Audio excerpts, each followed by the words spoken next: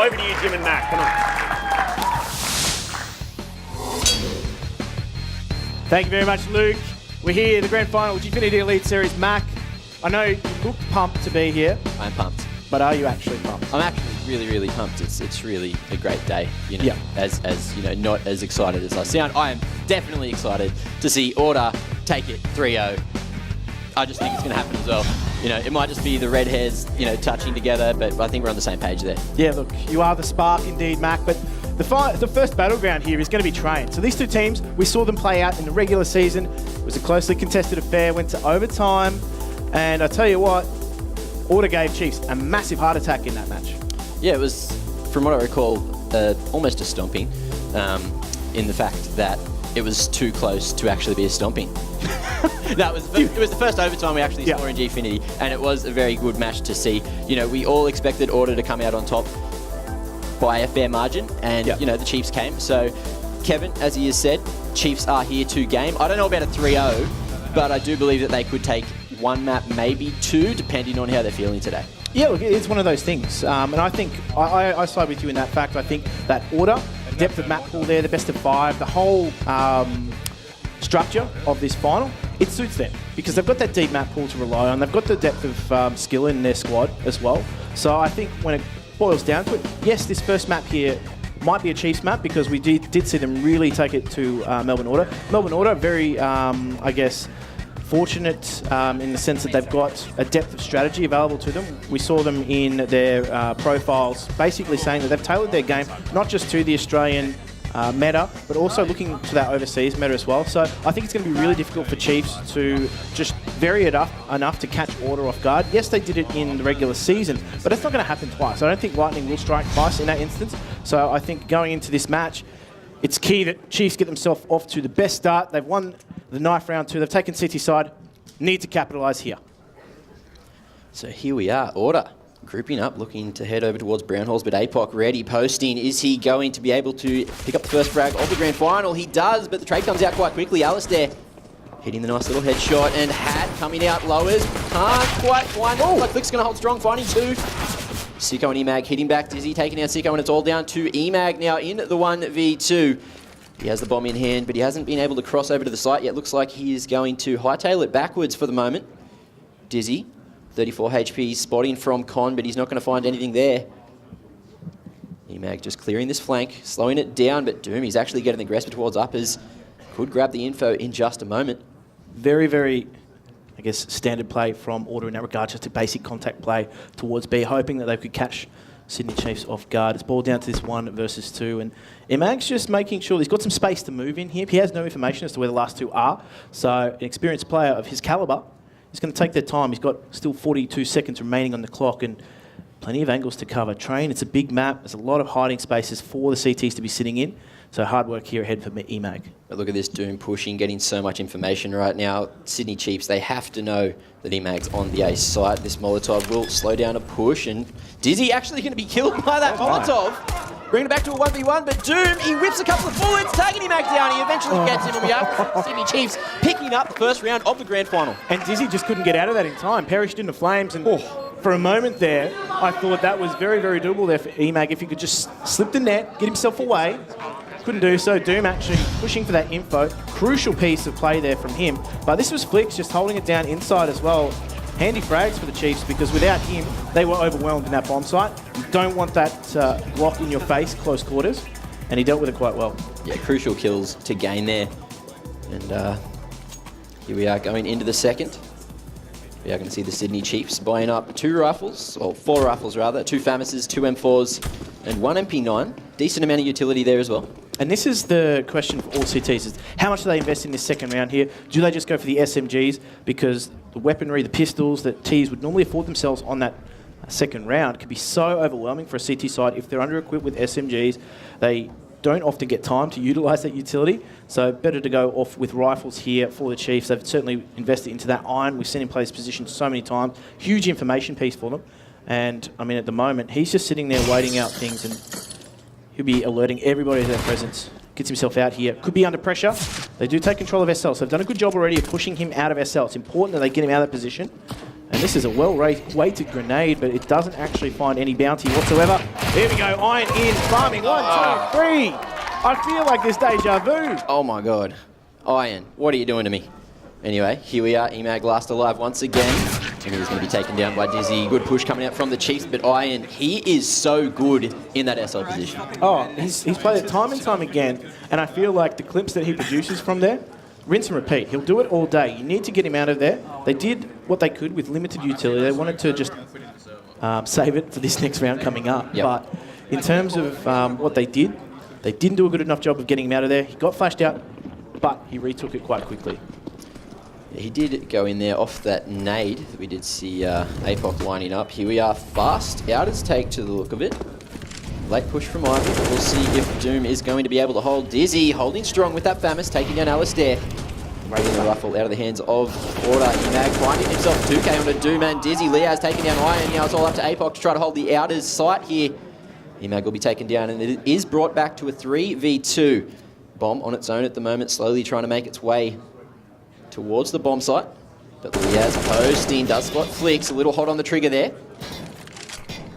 But the Chiefs, they've gained the info. Liaz down to 2 and taken down by APOC, and it is evened out to 2 gamers aside. Now Hats at long range, gonna go for the spray, and it won't prove effective. Flicks with only 12 HP and APOC on 46. The Chiefs, they're in this one to try to win it. Let's see what they can do. Sicko and Hats both going to be playing nice post-plant positions here. No utility for this T-side to work with to try and delay that defuse. CTs have all the power here, but no HP to work with. And it's a clean-up Melbourne Order. They do take the first gun round. And looking to get their T-side off to the best possible start. We said it was going to be important here. The Chiefs got themselves off to a cracking start. That was the round they needed to win to do so because Melbourne Order are such a class side, but entering there, Emag, team captain, in-game leader, getting things done out of Vines, and that really put the Chiefs under pressure. As soon as you lose control of their outside train yard, so difficult for that inside rotation to take control back. And now we are going to see the Sydney Chiefs going for the force buy, which will be a great decision. As Melbourne Order, they will be quite low on money, losing 3 guns last round. It is going to come back to haunt them if the Chiefs do manage to pull this one off. Throwing a lot into this round. That's so close on the off angle. Flash coming in, Iron finding one, but the trade comes out straight away. Alistair playing that counter flash position. Although APOC not going to spot the tee up on the blue roof. Oh, Ali jumping out, drawing that crosshair into no man's land.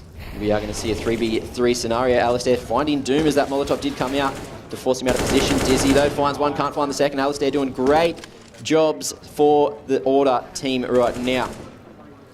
4K, can he grab the ace? Flicks making his way slowly, sneakily out onto the bomb train, but Emag going to be taken down. Is Ali going to get the ace? Yes, he will!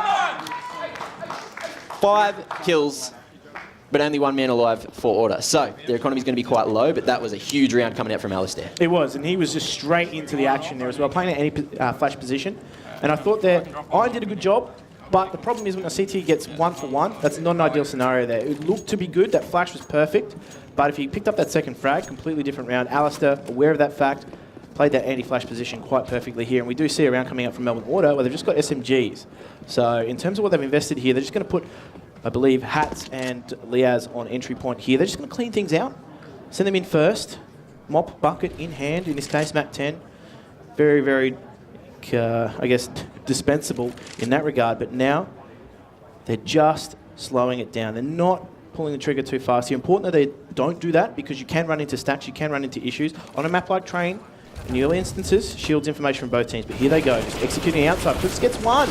He's still alive though, and here they've stacked inside somewhat, and they need to be careful because they could be flanked. Yeah, that rotate's come out quite quickly. Sicko holding off Iron, who tried to make his way down Speedway. Sicko will try to go for the plant. Dizzy coming in on the flank, but he doesn't check his corner, and Emag on the off angle finds the frag, and it's all up to Doom, who's made his way underneath Catwalk, but he will be spotted by Sicko, taken down.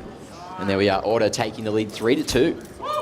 That they do. They get themselves a nice, handy lead. Now, the SMGs didn't do a lot of entry frag in that instance, so for them, unfortunately, it wasn't a huge amount of money farming. Now, when they did come to those extended range duels, that was where the rifles won out. As soon as you extend the range pistols, yes, they can be effective over range.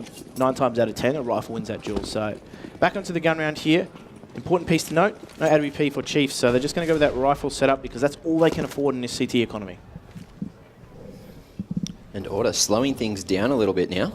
The Chiefs, they've got decent utility to work with and rifles in hand, but they need to connect their shots to keep the dream alive. Iron once again going to be playing close to SL. Ought to know exactly how we play, but they just continue to go to this position. It's a key staging area for the T side. If they can take control of SL and at least keep the CTs at bay there, take control, put some pressure and show some presence at Vines, and then also restrict what they can do in the brown halls. They shield so much information from that CT side that they have to play back into bomb sites. They have to play reactive CS as opposed to proactive CS. And, I mean, Chiefs, they do like to push up. They do like to play very, very aggressive in those CT sides. And we do see, again, T-connected presence here, but all are prepared for that. Now, I'm hoping Iron finds himself something over there, although Dizzy going to be fully blinded, holds his position, but he won't try to fall back, and Liaz takes him down, opens up the round for Order. Now, they have the man advantage. They aren't going to do anything with it yet, although the aggression from the Chiefs, we do see Flicks finding one of the hats, but Sicko gets the trade quite quickly. APOC holding in at long range with the FAMAS, will be sprayed down. EMAG taking him down there. Now, the bomb will be crossing over towards the site. No one actually cleared coils there. That was a ballsy move. It's a pure numbers game at that point, though. You've cleared out inside. You've already taken down 2. Yes, you can be punished for not checking your corners, but in that instance there, it's mathematical. They didn't need to. And they also know where Doom plays. They also know where Doom plays. Doom plays and shows presence on the outside bomb side here. Important that Doom actually saves this out. And Order are sending numbers out to try and find him. It's not a huge commitment from them. They're not all scurrying from the bomb site here, but Doom maybe put out. No, it's actually Alistair. Doesn't check his corner there, but Doom is on a fight against the clock here to just retain that weapon. So looks like he will do so, but Chiefs, the rest of the team, unfortunately, they fall victim to that CT side economy. The money bonus isn't quite there. That loss bonus isn't quite enough for them to force into things. It is very expensive to force buy on that CT side. And they can just afford here to, I guess, try some of those stack tactics. They nearly worked on the inside hit there. And you can see Order, they're playing a very measured, slow approach. They know what to expect from Chiefs. They know the areas that they're going to contest. You can see that they're actually counter-flashing each other a lot once they've got the information. And it's resulting in frags, funnily enough. A lot of those opening exchanges were off the back of pop flashes. But just that one weapon here, Doom, retaining that from the last round.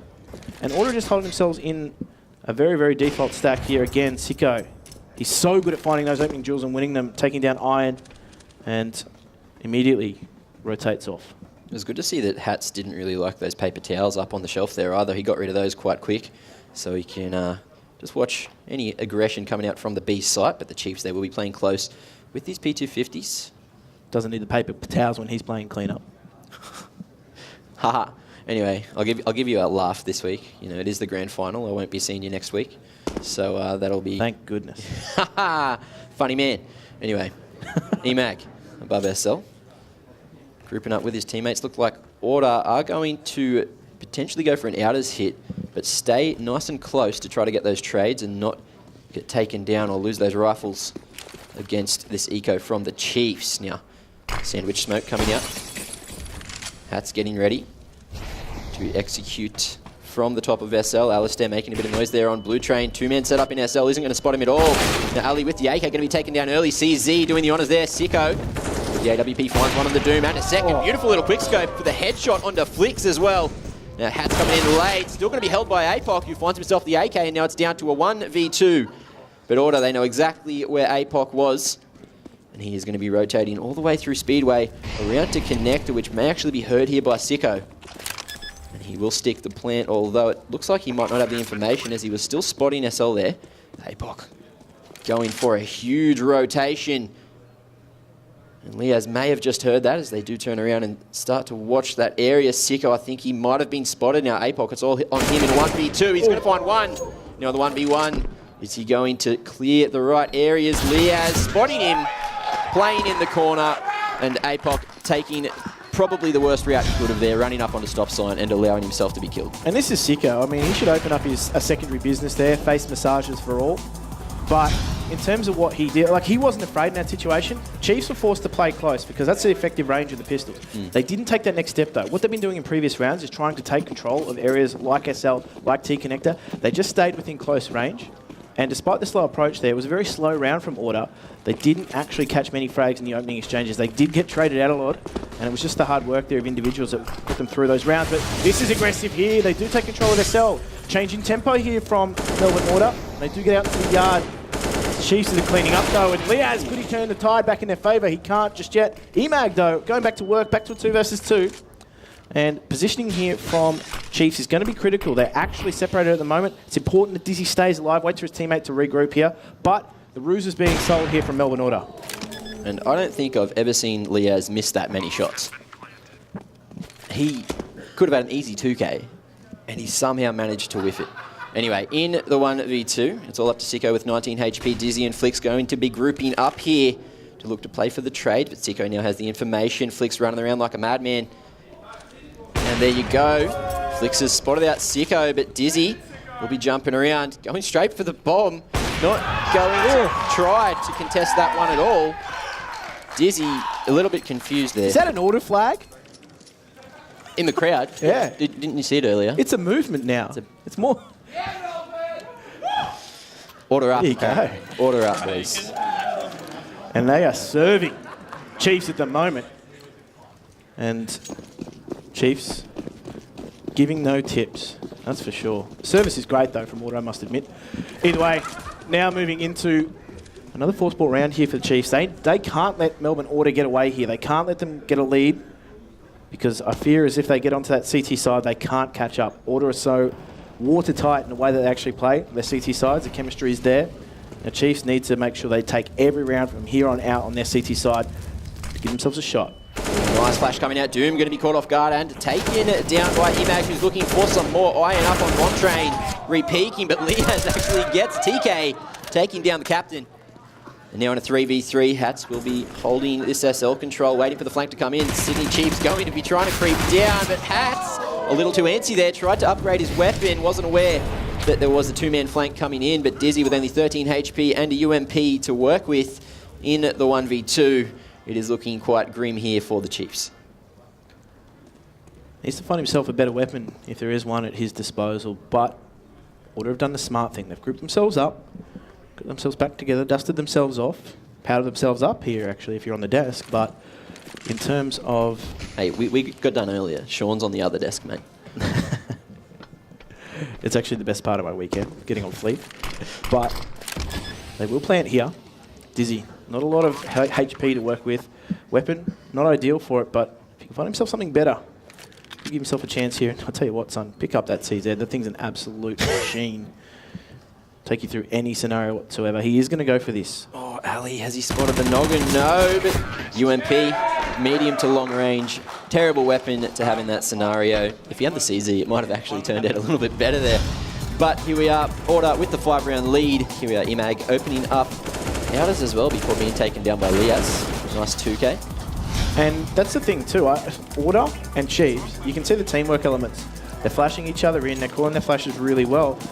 And it's netting them frags. That's the thing, they're catching the opposition off guard. They're getting that information, flashing themselves into key areas, and it's actually opening up quite well. Speaking of which, Sicko again hasn't lost an opening duel thus far. And again, just goes on a tear there. Dizzy life, unfortunately no more. And Melbourne Order can go about a standard default round here. They don't need to pull the trigger too far. They are going to clear out that SL. The Molotovs, just making sure that if Iron was still playing there, he'd be burnt to a crisp. Iron's actually playing with that AWP this round, so he will be giving up those close range engagements for the moment at least. Nice Molotov will allow Sydney Chiefs to get the information that Order are not in SL currently. We see APOC give it up completely, and Order are going to go for the double drop. Now they've gained that map control. And in the 4v5, Order still guessing what they are going to do. It looks like they haven't made a decision just yet. Changing their positioning. Hats looking to go for these entries on the B site. But the bomb will be making its way all the way back to T-spawn, so we may see a late split at outers. But the Chiefs in a nice setup to go for retake. I like this variation here from Order as well. They haven't actually tried to force a fake just yet. Hats, very, very effective on that entry there. Flicks, not a lot he could do, and you can see the rotation has come in. Not a full commitment though. And Doom actually picks up a key frag as well as Iron here. Back to a 2 versus 3 situation. Cities can retake here, but Sicko stamps that out from Doom. No chance here now, really, in this 3 versus 1, unless Iron can catch them all napping. Here we go. Shift walking into Sicko's crosshair. That is not what you want to see. from the Chiefs. And there you are, Sicko, doing a great job, picking up 3 kills that round for Order. And here is that opening frag that we did miss, but not anymore. Single scope, double scopes up for noobs. Hot tip. You reckon? Play it like the pros next week. There you go. Give Kevin a segment on double scope versus single scope. He'll nail it. It'll be a short segment though. Very short. Just like the scope of the... Just like your temper. Just like my temper. Can't deal with your shenanigans, Jimmy. Although here we are, APOC stuck in a very rough position. We'll be taken down early by Liaz, who's looking for some more. Not going to whip this time. Alistair running up the wall. Going to take down Iron as well. And now Outers is open for business. Dizzy found by Liaz, who's got 3 kills so far. And it's all up to Flicks with just a CZ.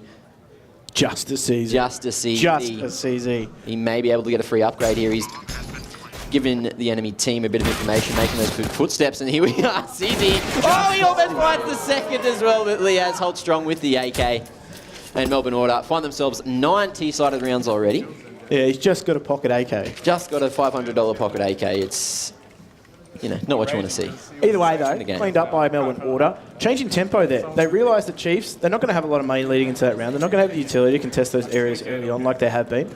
So they changed the tempo. They don't have the weapons or the utility to deal with it. And that's quite smart from Order in that regard. Liaz there, just unleashing him a little bit. Like to see him off the chain.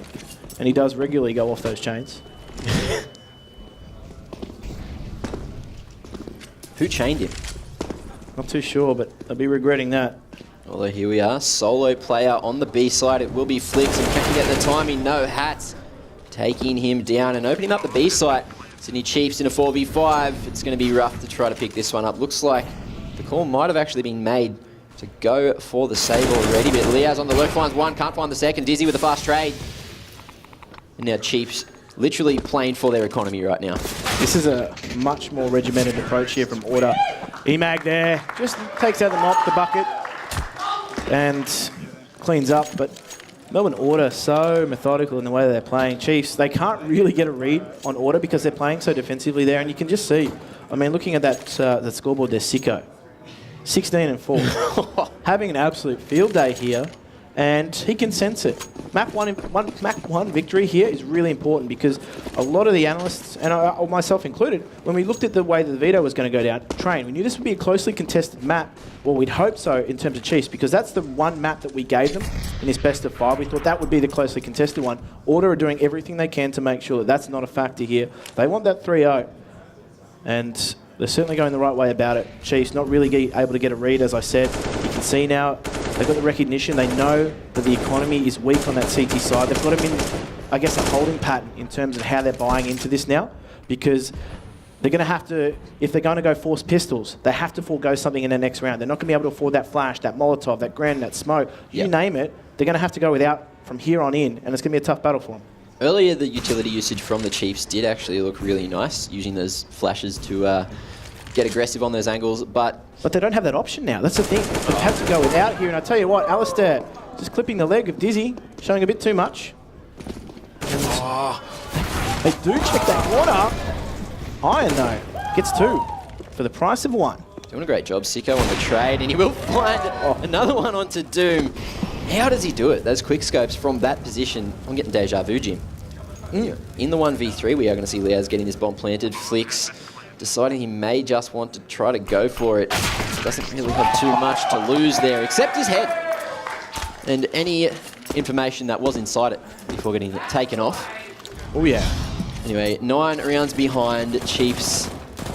It's rough here for them so far. There you go. There's the double from Iron. And the thing is, too, Iron has been a huge form of resistance for Sydney Chiefs.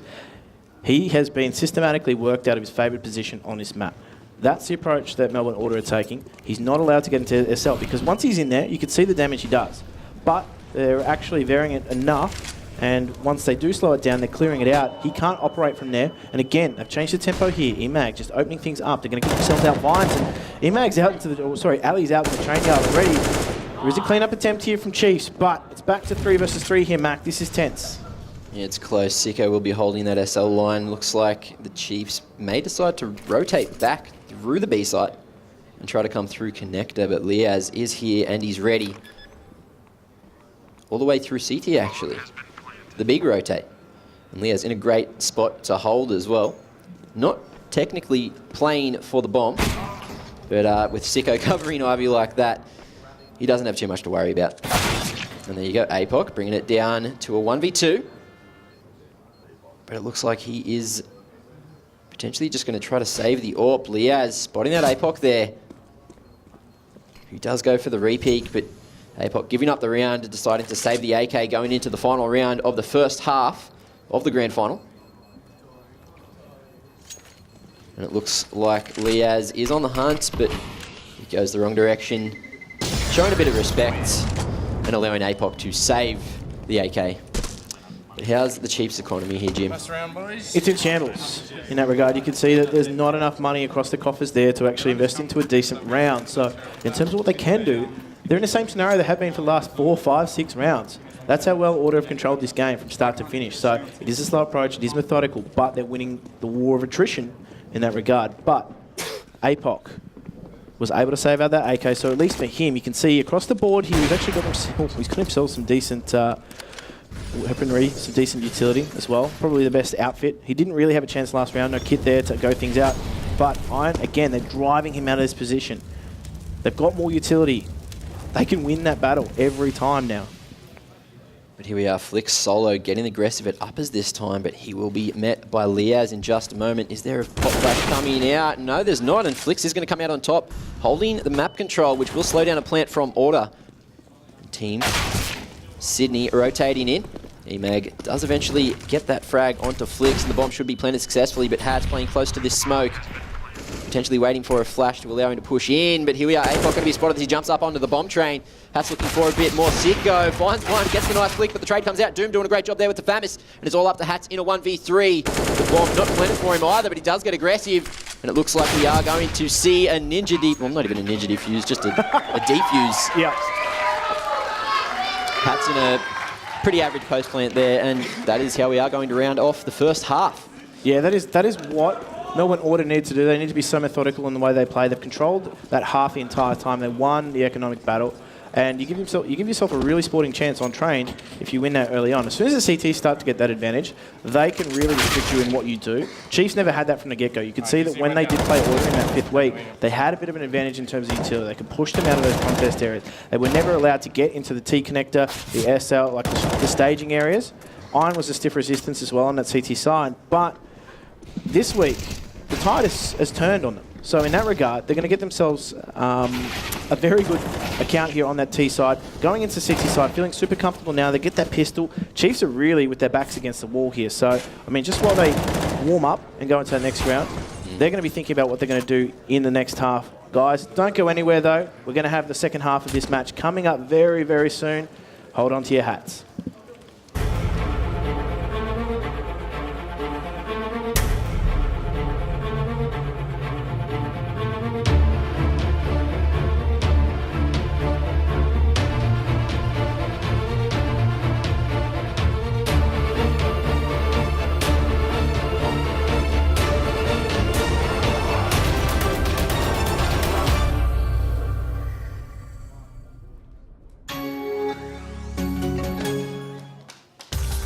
Welcome back to the Gfinity Elite Series Grand Final for CSGO. Mac has seen a very clinical display from Order so far on the first map.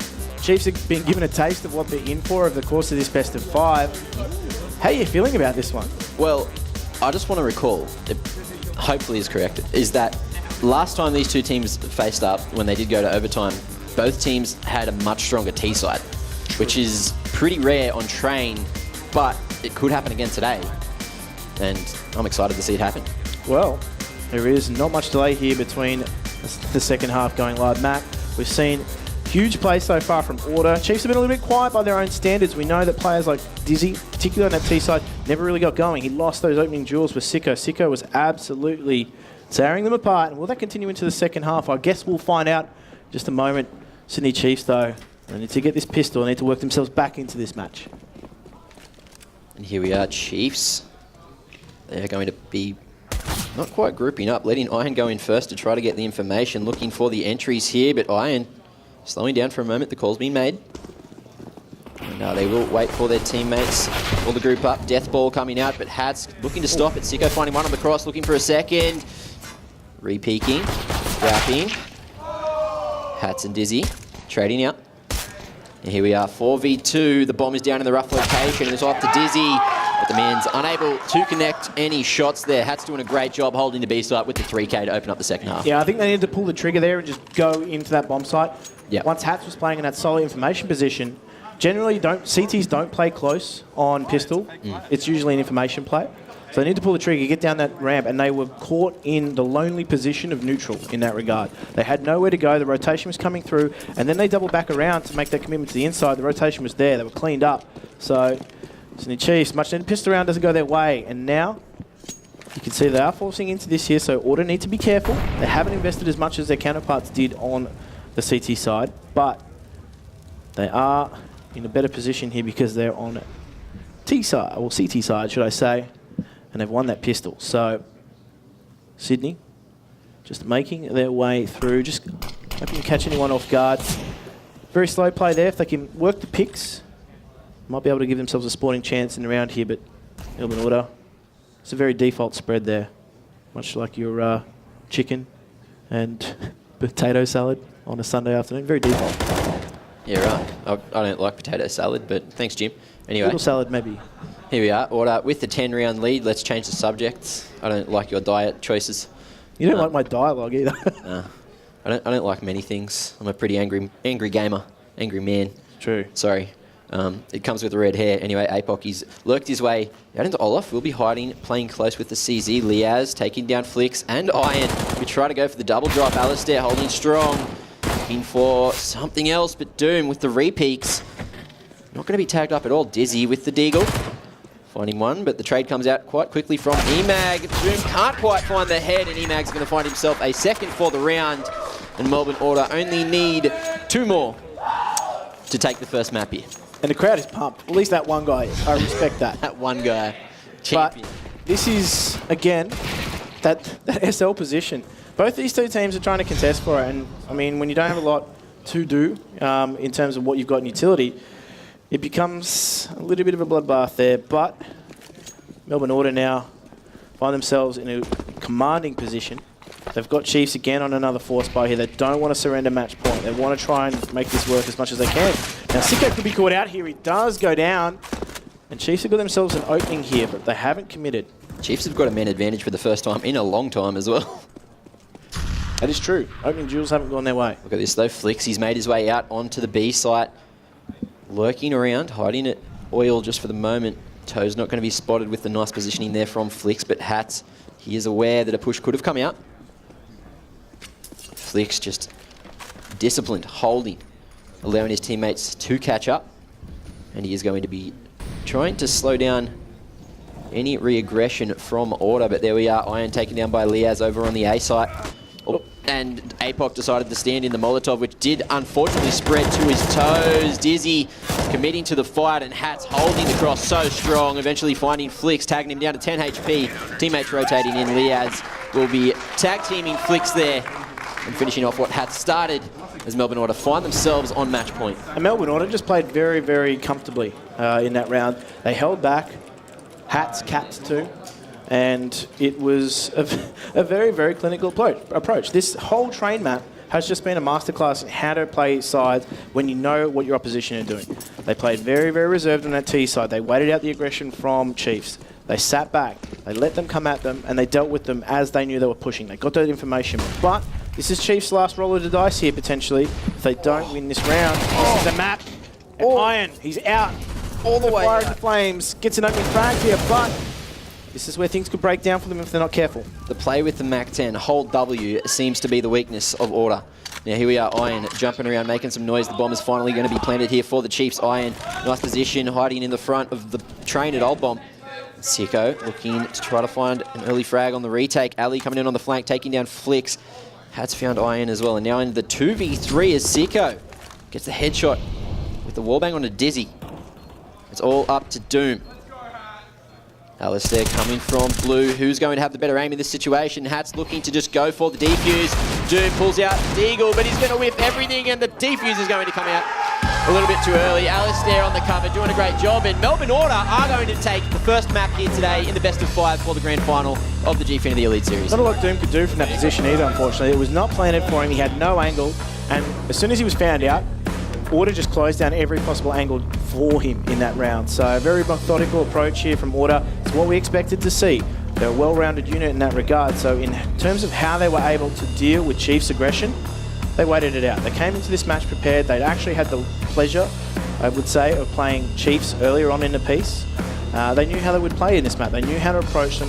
They saw the things that they were doing right and just made adjustments. So, I mean, I'm not really surprised to see things go like this.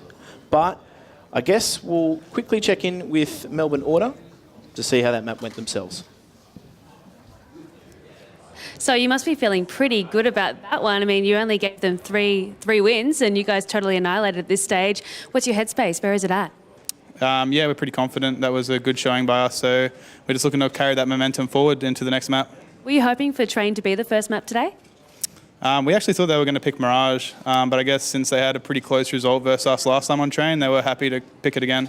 All right, well, best of luck. I'll leave you to prepare for your next one and I'll see you soon. Great, thanks. All right, back to you, Luke. Melbourne Order absolutely dominating the Chiefs there in that first map. Can the Chiefs come back? We hope so. A lot of the people in the crowd definitely hope so. We are going to be back just after this break. This is a CSGO Grand Final, Gfinity Elite Series. We'll see you soon.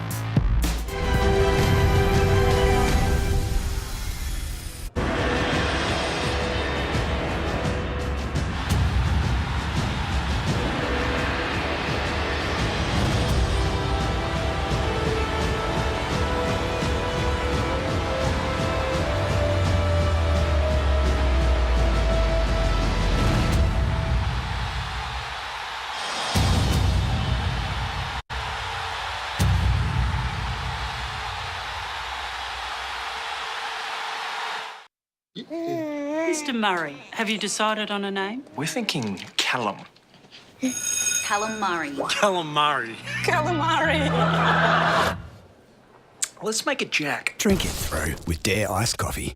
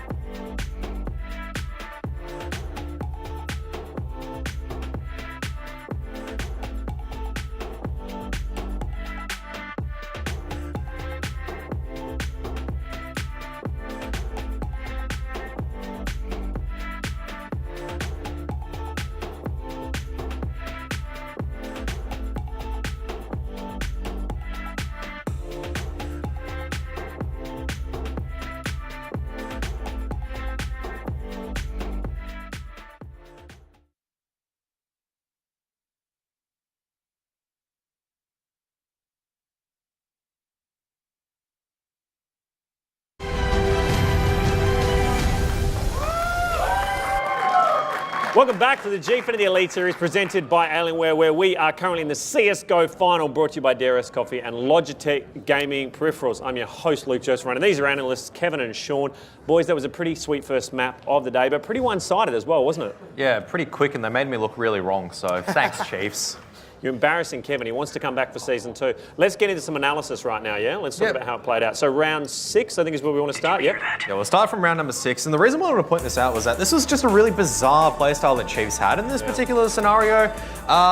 As you can see, they're not really playing together. They're just playing one-man mode and just trying to fight it out individually, which just doesn't work against Order.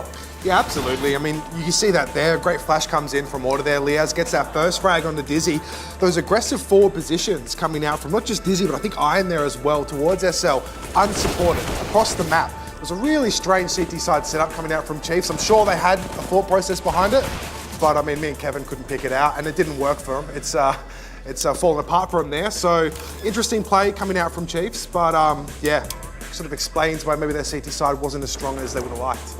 Now round 12, let's jump into round 12 because as we were watching this, I think it was you, Sean, that said to me that this was a really good read specifically by Melbourne Order, wasn't it? Absolutely. You've got Chiefs here. They've brought out the double AWP in this round, in a round that's a must-win round for Chiefs as well. They're down 9-2. Order come out with an aggressive inside play here, which is a great read from whoever's called that. They catch Flicks off guard, as you can see there. Hats is able to catch Flicks off guard. He wasn't quite in position. From there, able to capitalise on the inside bomb side and win the round. So once again, a great read coming out from Order. A bit of luck there, of course, but yeah, a great read coming out from Order.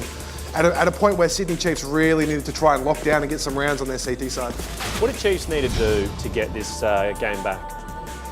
The problem on Train ultimately was on their CT side, they didn't have enough firepower to reinforce their positions. They're playing split apart and individually, just par to par, the players just didn't perform. Flicks, normally the stellar standout for the Chiefs side, was pretty much useless and punished on the B bomb side. I'm sorry, you got to call it what it is at the end of the day. If you're losing that B bomb side position and you're losing Ivy position because your players are not matching up towards your opponents, you're going to lose any map at the end of the day. You can't just rely on Iron in the SL position to carry you through every single position of the map. I can see you're shook, Kev. You're shook. I'm shook. You are, because you want them to win, and you can't be wrong, man. This is the final. I'm already wrong, so He's picked 3-0. Yeah, he is already wrong. Oh, well, see you later, Kevin. Last we see of him. Nah, just kidding, guys. Hey, right now, let's check in with Ash, who's hanging out in the crowd with one of the legends of the Gfinity Elite Series. It's Top Gun. Yes, it definitely is. How are you enjoying the grand final so far? It's been good fun, Ash, but to be honest, I've had so much to say throughout this whole series. I think everyone's sick of hearing what I think about everything. Do you mind if I ask you some questions, Ash? Okay. Do you game yourself much? Yeah, I do. Maybe CSGO is the most that I play out of the 3 of Gfinity Elite Series. So you do play a bit of Counter-Strike. What position do you like playing? Whatever anyone else tells me to play. I'm not that advanced, if I'm honest. Nice. I'm impressed that you play. I saw on your Twitter that you play a bit of Oztag. Is that true? Yes, that is very, very true. How much Oztag do you play? How long have you been playing Oztag? Sorry. I've been playing Oztag for 4.5 years. I played 3 times a week on about 4 or 5 teams. Are you better at Oztag or better at gaming? Oztag for sure. Are you better at Oztag than I am at gaming? Yes. So you're pretty good. So she's pretty good. All right, that's fair enough. International stage needs to watch it. I know it should. It definitely should. It's interesting that it's been the tables have turned. I'm here to take your job, Ash. I'm sorry. I'm just as pretty as you, so. Oh yes, thank you. Now I want to know: do you have a tip? Who do you think is going to win today? Look, if you're going to go, if you're going to make the smart choice, if you're a gambling man, you'd bet on Order. But look, put nothing past the Chiefs. They can definitely cause an upset here today. Do you see any weaknesses in Order? Anything that Chiefs could really hone in on? Not necessarily a weakness. It's about the Chiefs digging in deep and doing something special. All right, I guess we'll see. Fingers crossed. Thank you so much for chatting to me and you interviewing me. That was really cool, actually. Let's have a chat later. Cool. Good chat, Ash. Yeah, good chat. Good chat. Back to you, Luke. I can confirm, I've just heard in my ear that Top Gun is going to be interviewing next season and Ash is going to be playing for Sydney Raw. So that's a huge shift, but that has just come in official. Right now, let's talk about how you can get involved with this show if you want to. I'm talking, of course, about the Challenger Series, an amazing opportunity to play some top-level gaming. Head to that website on your screen to get involved. Kev, you were part of this, weren't you? It was an awesome experience, yeah? It was awesome, but at the same time, are you going to say something negative about it? No. Go on. It just sounded like I was saying, is it awesome? Yeah, it was good, but go on. No, I was anyway. going to say, because it's a challenger series, right? So I went in thinking I was going to encounter a challenge, but the opponents were too easy because I was just too good. So I don't know. Like, I could have been up in the stage. I decided to give the other people a bit of a chance. Kevin, So you just threw lucky it, I did didn't you? answer, mate.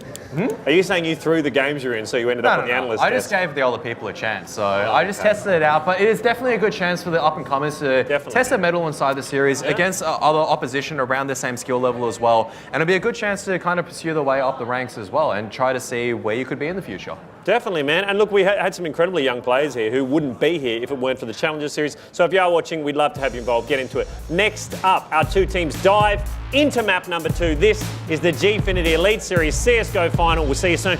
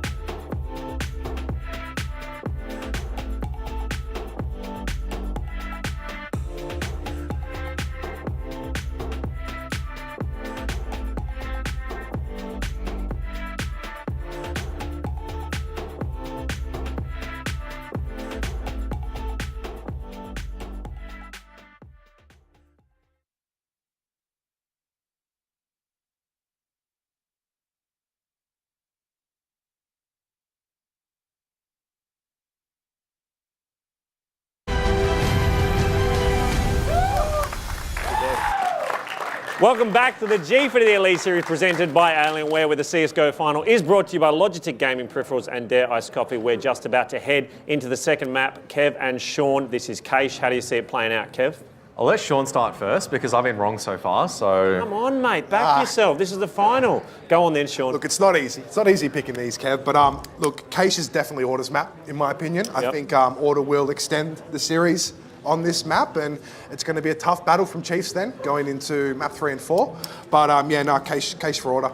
Have you changed your mind on Chiefs' position? Well, I have to change the scoreline, but I still would like to say if Chiefs can close this out. Historically, Order haven't been good at completing the second map cleanly, so we probably see a bit of a tighter affair in my mind. That said, though, I was wrong once, I can be wrong a second time, and it could be another clean sweep. Ooh, okay, all right. Well, that's enough from us. Let's get into map 2. Get behind your teams, guys. Make some noise. Come on, we're heading into map 2. Give it up. Over to you, Jim and Mac. Thank you very much, but unfortunately, Kevin, I think you've been wrong more than just twice, mate. We did go on an extended hiatus. That's generous. So thankfully it is the last week of play for Kevin. But map is Keish here, Mac. Do you think it's going to be much of the same story that was written in the first map? Do you feel as though Order have got themselves on a high here? Yeah, I don't think there's a way that Order are going to lose this map, unfortunately, for the Chiefs. Like, I would like to see them bring it, but Order just they've turned up today. They're not feeling any pressure at all. You saw how cool, calm, collected they were up in the stands. And Chiefs, different story.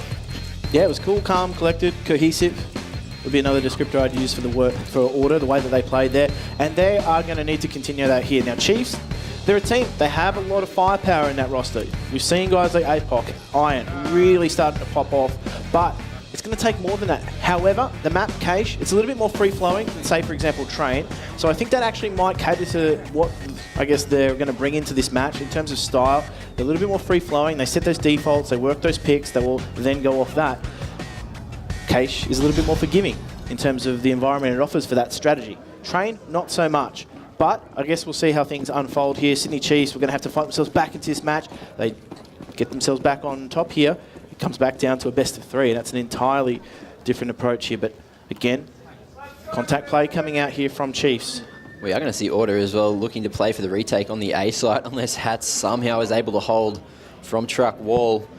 Looks like he may be about to find a bit of contact. Flicks coming out of Squeaky, and they are going to find that the site is completely clean. Flicks still gets dinked through the smoke, down to 2 HP, but he gets that bomb plant off, and this will favour the Chiefs going into the next round. Now Hats looking to take point here. Flash coming out, second one.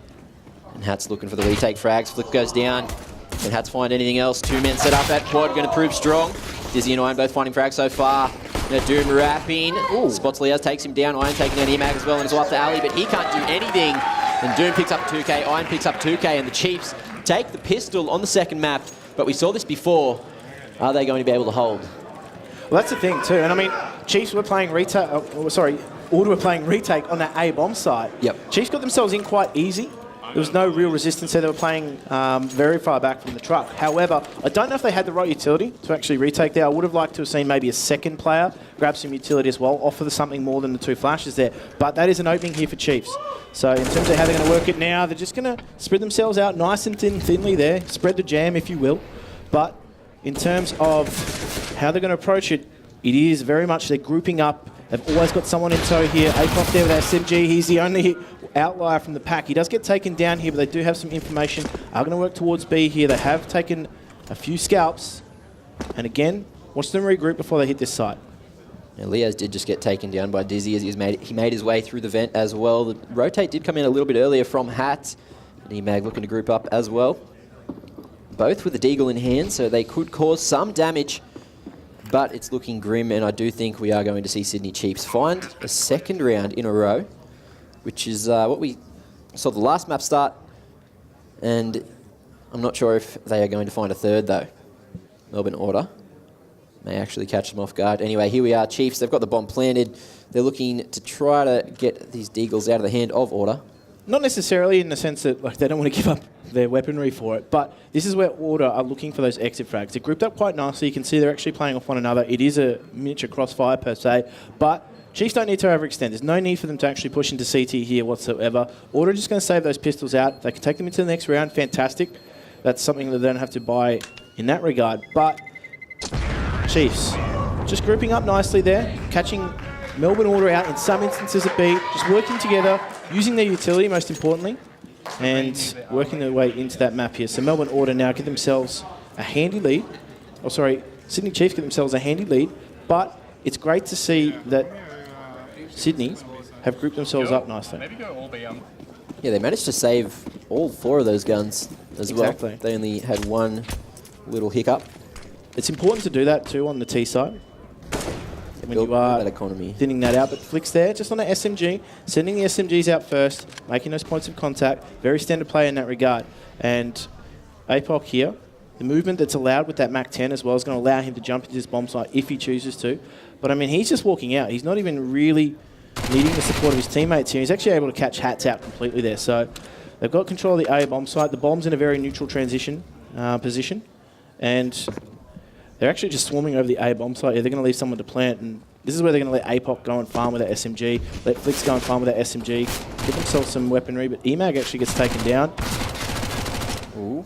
Inaccuracy of the Mac 10 coming into play there, allowing Leaz to run away just for the moment. Looks like Alistair will be going on the big flank behind A main, but he might be spotted Just a second. There we are. Flicks spotting him, but not taking him down just yet. Liaz does fall to Doom. Now Ali just trying to save the USP, cause a bit of chaos, potentially find a weapon or do some damage if he's able to, but with the USP, it's not looking likely as Dizzy takes him down with the AK. $300 in the bank for him, and Chiefs, they've locked 3 rounds down in a row, which is the most we've seen this series so far. It is an ideal start for Chiefs as well. So, I mean, this is the real test for them, though, because they know they're going to be coming up at least against one AWP. This is the thing about Order. They have capacity to go potentially 3 players with that AWP if they wish to. And that is where Chiefs may be caught out. They're not going to do that in this instance. However, they do have that option later on down the track, and that's where Chiefs have to vary their style a little bit. They can't take contests in B main like that, not without support of teammates and flashes and smokes and that utility. But for now, a very default spread again coming out from Chiefs here, just taking control of B main, pushing the players back into the bomb site there, taking control of checkers. How is Liaz not burning there? He's gone through the Molotov eventually, but with some utility out, Doom doesn't clear his angle properly. He'll be taken down. Trade comes out from Flix, but Flix is only alive with 17 HP. Iron whiffing a couple of bullets there, can't connect the spray, and it's Ali here with EMAG to try to hold the B site. Cross is coming out. Ali playing this almost well, but Dizzy was ready for the swing around default. And it looks like we will see this bomb planted in the 3v3. EMAG quite low at 60 HP. Gets that spray through the wall. Filth Merchant. Straight onto Flix. And now in a 2v3. Chiefs looking to double peek towards CT. Clear that one out. Bring it back. And Dizzy flicks around in just the nick of time to take down Hats as well. And now it's EMAG in a 1v2 with only 16 HP. Is he going to bother going for this one? No. It looks like he's just going to try to save the AWP, which he didn't pick up on the first try. But APOC, hot on his heels, and with only a Mac 10, he is dispensable, and he is going to be taken down. What an angle from EMAG. I know, that's probably the most impressive AWP shot I've seen him hit, to be honest, but he's not typically known for his ability to pick up that AWP, and he does the job here, he saves it out. However, we had a chat about that last week. We did. We weren't too impressed by his AWP skills, but we don't have to be because he doesn't pick up that AWP. There are 3 other players that can do so quite effectively. This is, I mean, that B hole really fell apart. EMAG took an engagement there in B main. He had too much damage dealt to him to be able to actually keep that crossfire going. So Ali was left to his own devices, and unfortunately, he didn't get the timing right on the way he worked around that bomb box. But EMAG doesn't take that engagement. They get a crossfire going there. Chiefs don't have such an entry into that B bomb site. They do now, however, get themselves off to a lead here in terms of just breaking that CT economy a little bit. Sicko does have that AWP, so it's an ever-present threat. And EMAG, I like this initiative here. Death from above. And then inaccuracy, what is that? Doesn't exist, not with the CZ anyway. Flix eventually gets that trade. They do reclaim the bomb for a moment, but the fast rotate coming out quite quickly. Sicko spots the shoulder there. Doom unaware that he could be spotted. And now in the 2v3, Liaz lurking through this smoke. He's going to find a frag on a Dizzy. One more onto Flix, unless he can hold. No, through the edge of the missiles. He's picked up the AK, hasn't tapped the bomb yet, though. And APOC in a nice position here. Going to be spotted in a second by Sicko. The Molotov forcing him out. Oh, beautifully played, beautifully retaken by Order there. Huge play from Liaz going straight through that smoke, and great cover from Sicko as well. Yeah, Liaz on that deagle. I mean, he found his way in, slipped the net a little bit, and you can see there that there's not a lot that could be done there by Flix as well. Liaz was quick on that trigger around the corners. Only one place he can be in that instance. Backed himself into it, and Melbourne Order picked themselves up a very handy round. Now Sicko, he comes with the same warning as Sydney Trains. Mind the gap. He'll find it. He'll pick you. Yeah, I didn't take the train today, so I'm glad that doesn't apply to me. Anyway, well, into the neither did Chiefs. No, apparently. They put 4 rounds on the board, which is more than they got last map, so I'm impressed. They've done a great job so far, considering it is Order's map pick. But Sicko, he's got this AWP and he's looking to open up the round already. But Chiefs, default spread across the map, looking to try to cause a bit of damage, grab that info, and hold that map control. But with the one-way smoke there, Dizzy hasn't gone up onto boost just yet. And Iron going to be playing close in the corner at mid, waiting for a push from Order, but Hats clears his angle.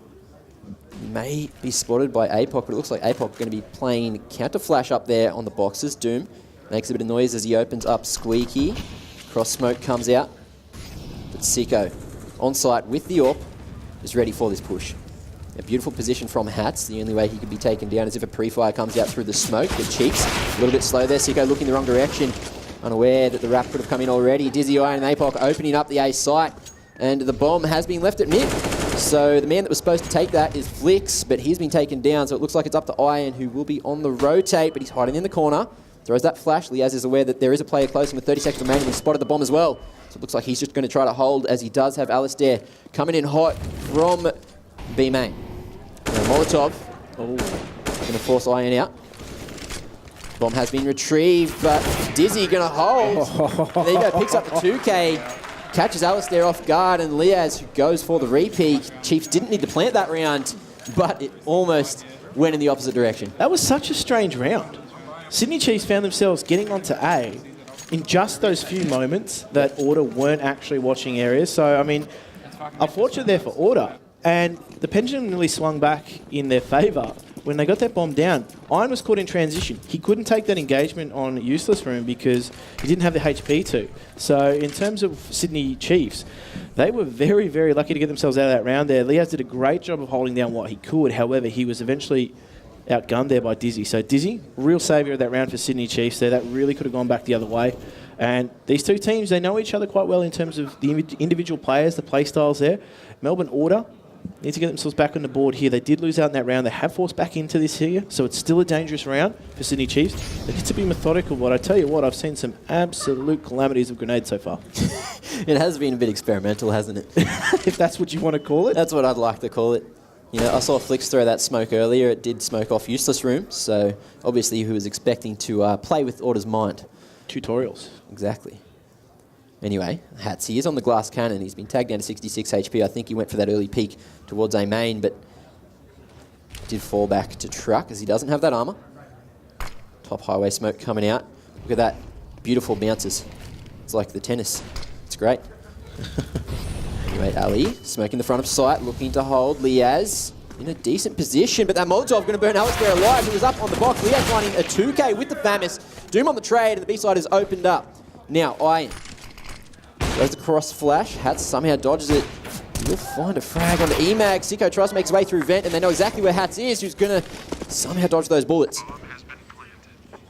Now on the 1v3, Chiefs are aware of Hats' position, and it looks like they may just hold aggressively.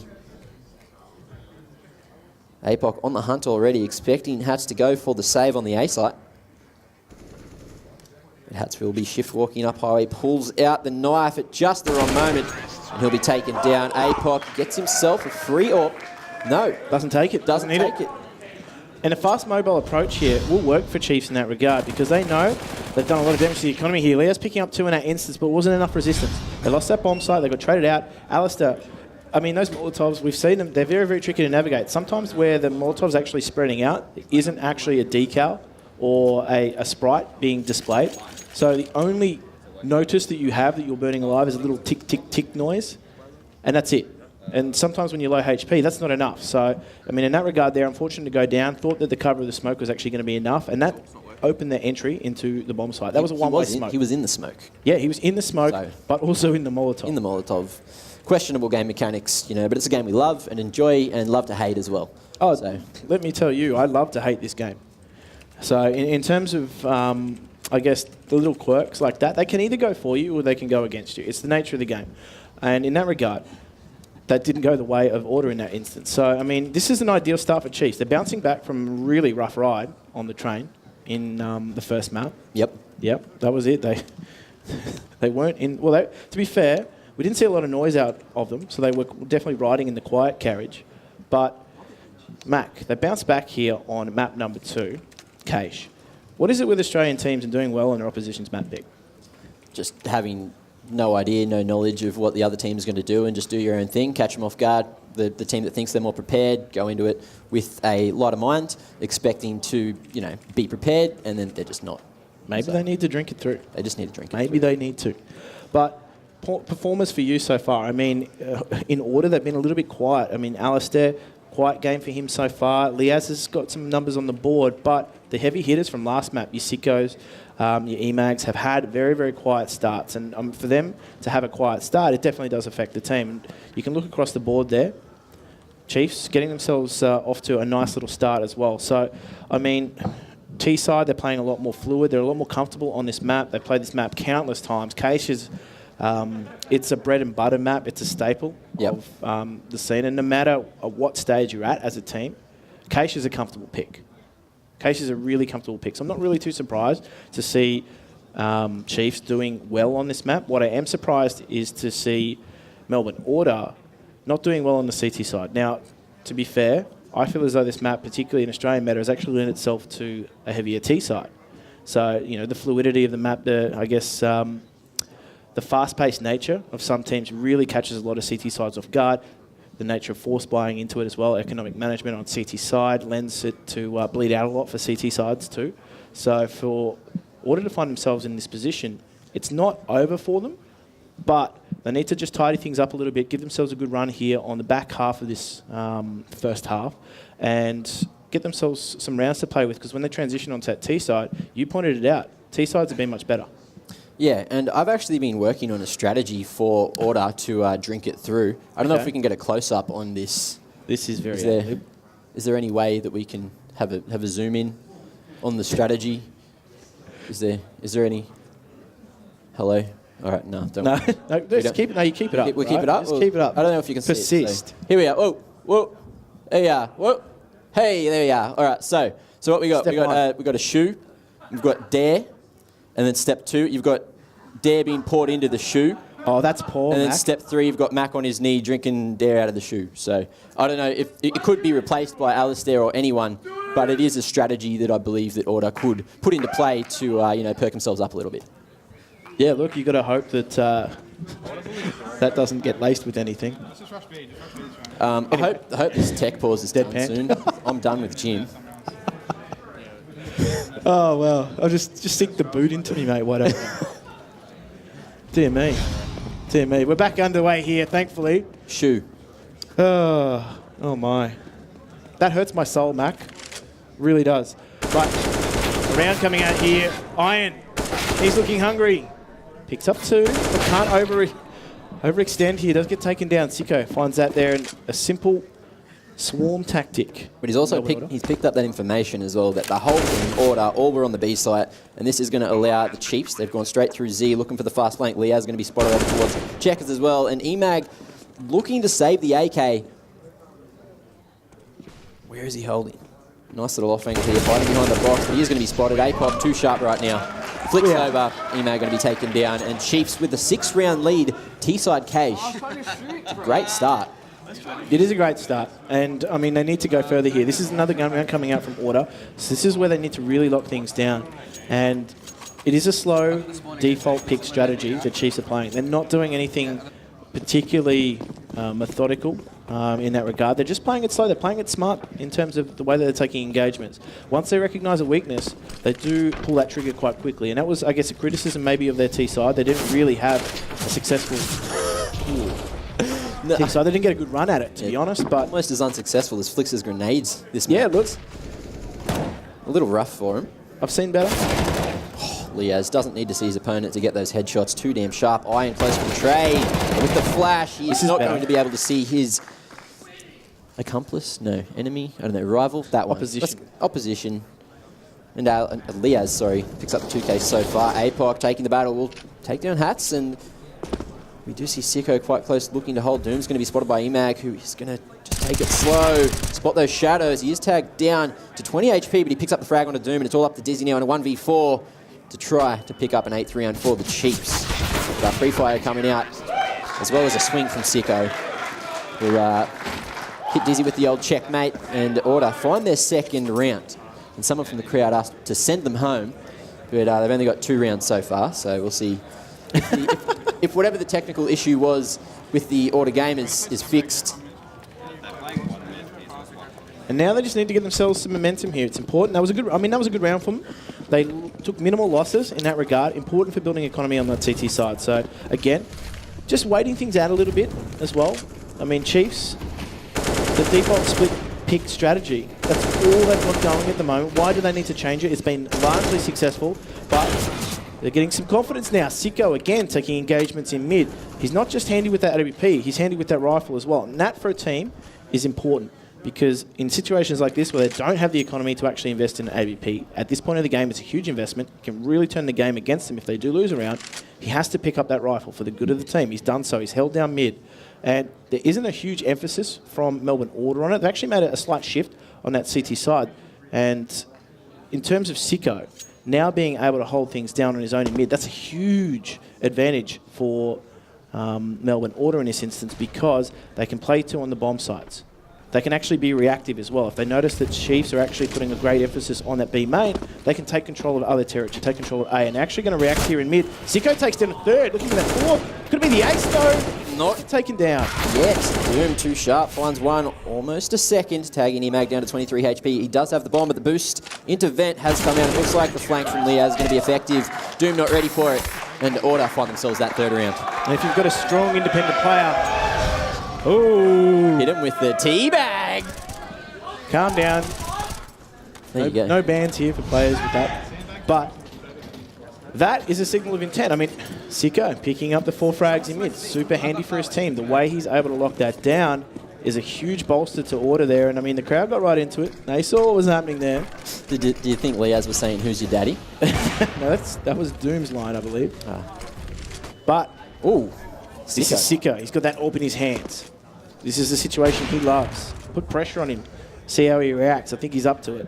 Chiefs looking to stay as a unit as they are just holding at the bottom of Highway, but Sicko ready with that AWP. He's been a huge factor so far for Order in this matchup. Not necessarily this map, but very close to the ace last round after a slow start here in Cache. But Chiefs, they've got that mid control. They are just going to hide and look to go for a split. It seems that they're going to back off from mid-main and potentially head over to the A site. But Sicko at quad with the AWP, it's going to be rough to try to crack that. They've given up control of mid here, but Order actually don't have to react. They don't have to do anything. They've got number advantage. Sometimes you do see teams take control of A main, for example, or B main. Don't need to do that in this instance. They maintain number advantages on Chiefs to make the move. Here we are, Hats showing us a beautiful little bit of aim there. 2K for him. Sicko whiffs this time.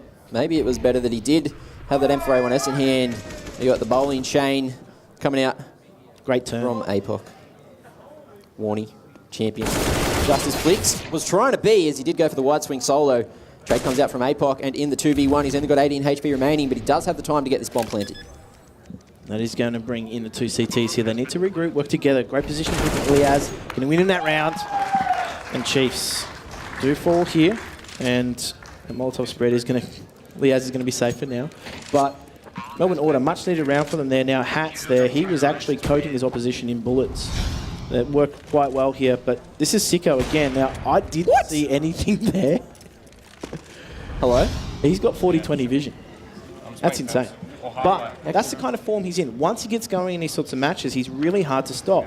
And all they can do is just try and hope that they can grind that AWP out of the CT side economy. Much healthier here now. In fact, APOC, the only one retaining weaponry from, buying into this round. And it's not uncommon to see that in terms of just making sure the economy is well balanced here. They are going to be able to buy into the next round. But look for APOC to really try and open things up for them. If he can get some guns for his teammates here, take down some CTs, entry into a bomb site, that's going to be their opening. Yeah, the reason Chiefs need to start doing this spread and pick again is because last round was a good example. When they were going for the retake, Ali, he had almost full utility for the retake, which definitely helped him force APOC out of position. I'm going to coin a new term here. Yep. All right. Default spread pick, I'm going to call it tapas. We're going to go with that. Anyway, the Bombers moving into mid-main. I hate tapas. I'm more of a cheese and prosciutto man, I can tell. I do love prosciutto. It's great. Yeah. Let's get that in me. Anyway, here we are. No presence going to be shown by at the A site, rather. AK in the hands of APOC. Going for the hero buy. 2-man set up on the B site. Flash coming out of Iron. Not going to spot Liaz in the corner, who picks up the 2K. Teaming up with Alistair, who finds one of his own on the flicks. Here we are, APOC taking down Liaz, but Emag finds Doom. It was all up to APOC, but he couldn't do too much. Alistair only finding 1 kill of his own, but he did get a few assists there. Beautiful hold. great hold from them, and important there that the player in heaven stayed alive too. Yep. And, I mean, if you go huge on a split pick, is it a one-tappers? Anyway, that round was on the back of some solid side defence there from Alistair, and you said to bring it in the... I know, have you just unplugged yourself? Fantastic. No, I didn't Maxed unplug out. myself. I almost knocked everything off, just like I almost broke the desk earlier when I tripped on it, which was great. Great fun. So aggressive there, Alistair.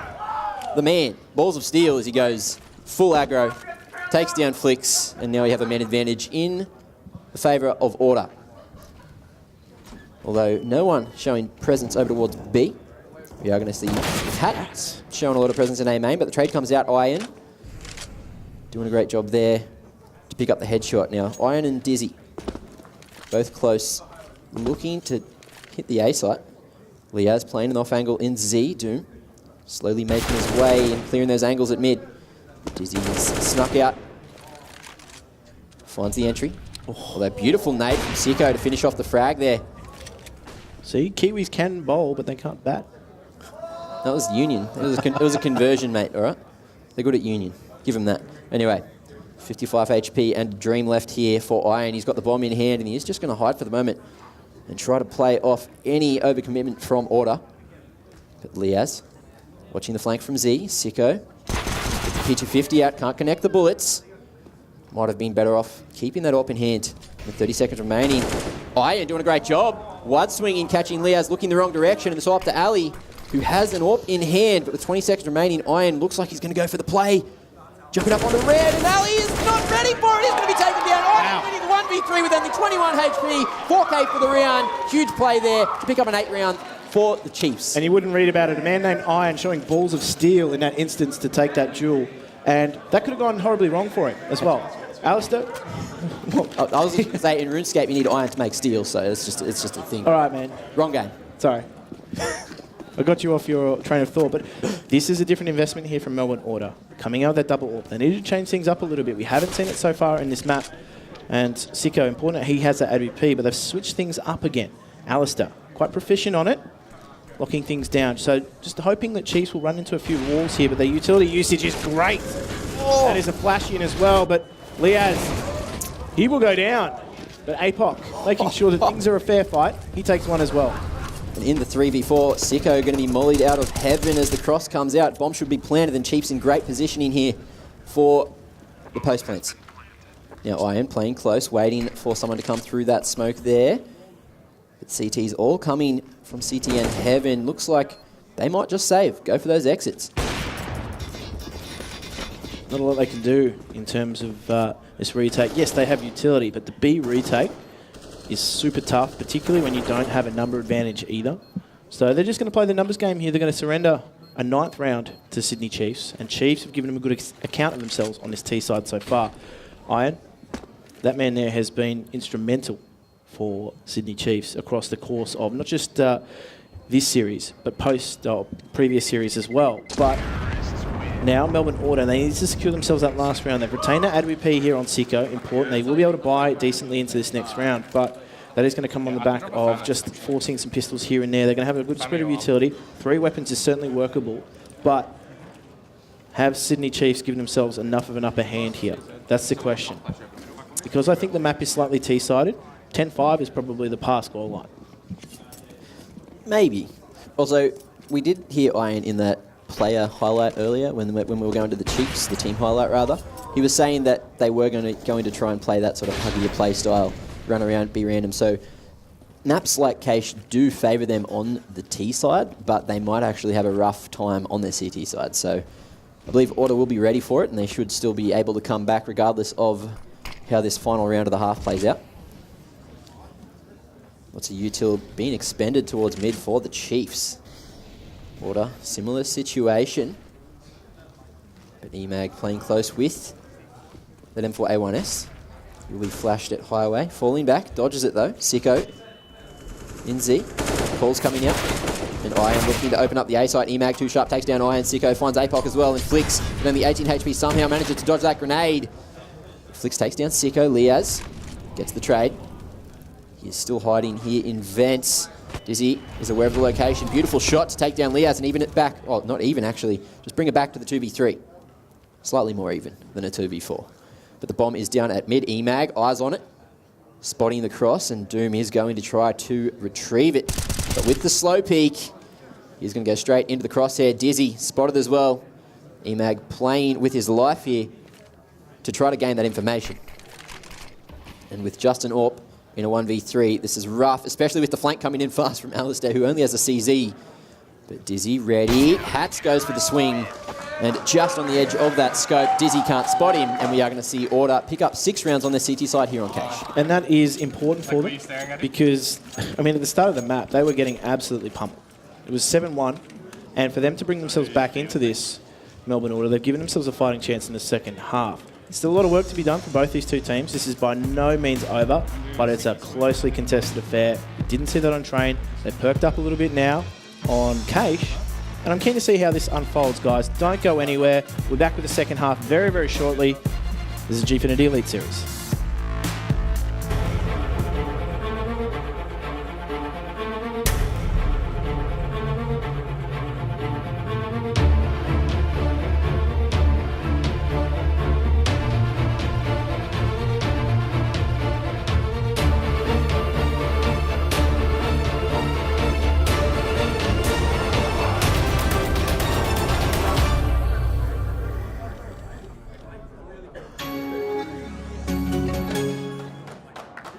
We're back here with the second half. Chiefs versus Melbourne Order. This is for all the marbles. The Gfinity Elite Series is a big one in terms of, I guess, what it means to these teams, what it offers to these teams.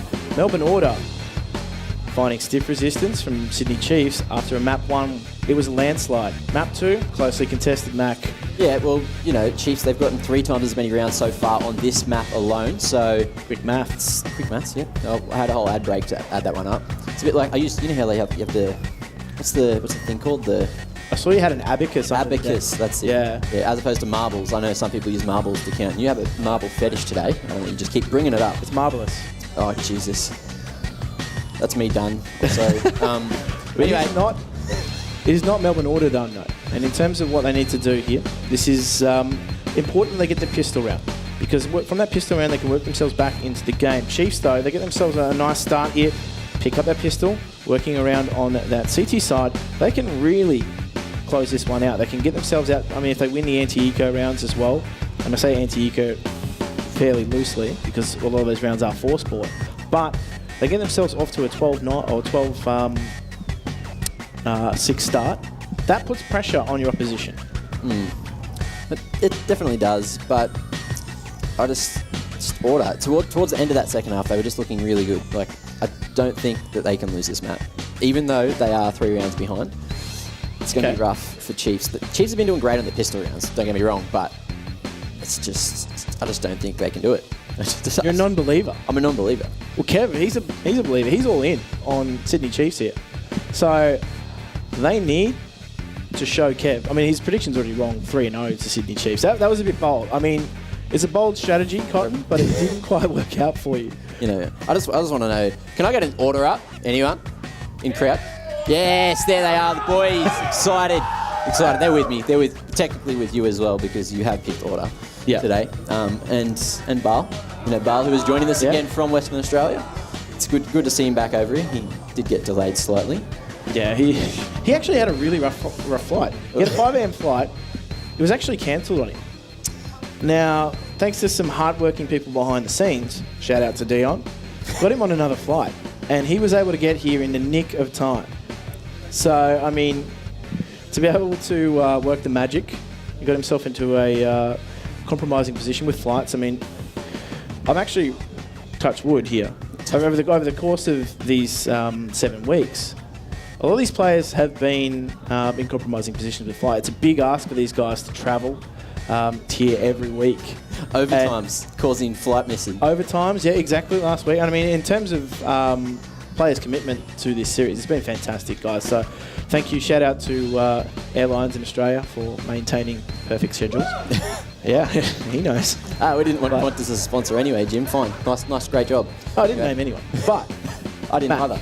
Back onto the map here. Yep. Do you feel as though this is that one? We said Order would be winning it. Is it going to be a 3-1 Chiefs? Is this going to be the one that really gets them back into the contest and makes map 3 super interesting? If any map, it's this one, because I don't see Order losing Nuke. They are arguably the best team in Australia on Nuke, so... There's actually a lot of teams now that are super willing to play Nuke. I actually thought it was a bit of a... when it first got introduced into the map pool, it was a bit of hesitation, should I say, around actually playing the map because it had changed dramatically. Yep. But if it does come into play here, I'm keen to see how this actually pans out now because that'll mean, if Order get themselves into a groove there, that could be a really interesting series. But we're only at half-time on Cache here, Mac. Still a lot of Counter-Strike to be played, but this is anybody's game here at the moment. We do have a slight technical pause though, guys, so there's a lot of Counter-Strike in the first half here to break down. Yep. We're going to throw it back to Luke, Kevin and Sean on the desk, thankfully. He got here in time. And they're going to break it down for us. Oh, hey guys. So we are in a little bit of a technical pause right now. We thought we'd have a bit of a chat about round 7 while we're waiting to get the game going again. Talk us through round 7, Kev. Yeah, round 7 is, I guess, a little bit of the half as well overall, Sean. So round number 7, it was a very critical round actually for Order to take out because they're down at the stage about 1 to 5. Chiefs have a very good position to take more rounds from here. And it's just so slow and methodical, really. Absolutely, and Order's forced into this round as well. So they've thrown the entire bank at it and only managed to get in there with a couple of rifles and pistols here. But as you can see, Chiefs had a great start to the half here, and this round was incredibly important for Order to try stem that sort of flow of Chiefs rounds. And I think coming up to this point, the reason why Chiefs are doing very, very well at this stage was due to the fact that they were going in together as a unit. They didn't have much of an opportunity on train to show that they were coming in together as a team because they didn't have enough rounds to really play on the T side.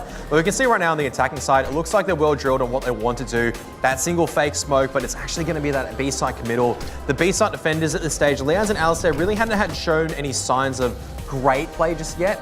So it was very liable. This B site was actually quite liable from taking it down. Good set Molotovs and smoke play coming out from the Chiefs to gain control of the bomb site. And from there on in, Iron, just individual brilliance to close out the round. Absolutely, gets a 3K there. Is able to lock down the round for his team, and individual brilliance, I think we've both commented as being a big part of this matchup so far on both sides. We've seen players come through clutch for their teams to really lock down rounds. So, well, let's see if we can see some more individual brilliance right now. I think the game is ready to go again. So we're going to head back to Jim and Mac and get into map 2. Over to you guys. Thank you very much, Luke, Kev and Sean. That was a nice, succinct piece of analysis there.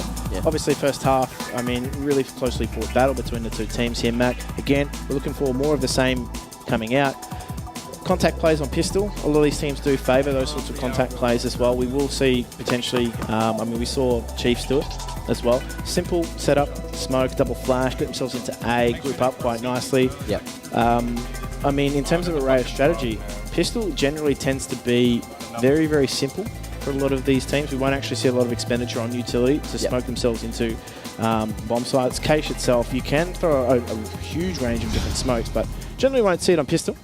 And Sydney Chiefs here working onto that CT side, as we said.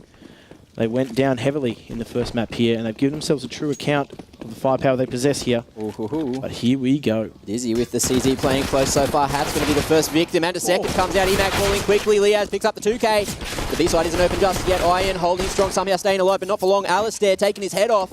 And we're in a 3v2 scenario. Doom, they know exactly where he is. They are going to go for the double peek, but Doom gets that free haircut, as you would say. And now APOC going for the wall bang will reveal his position.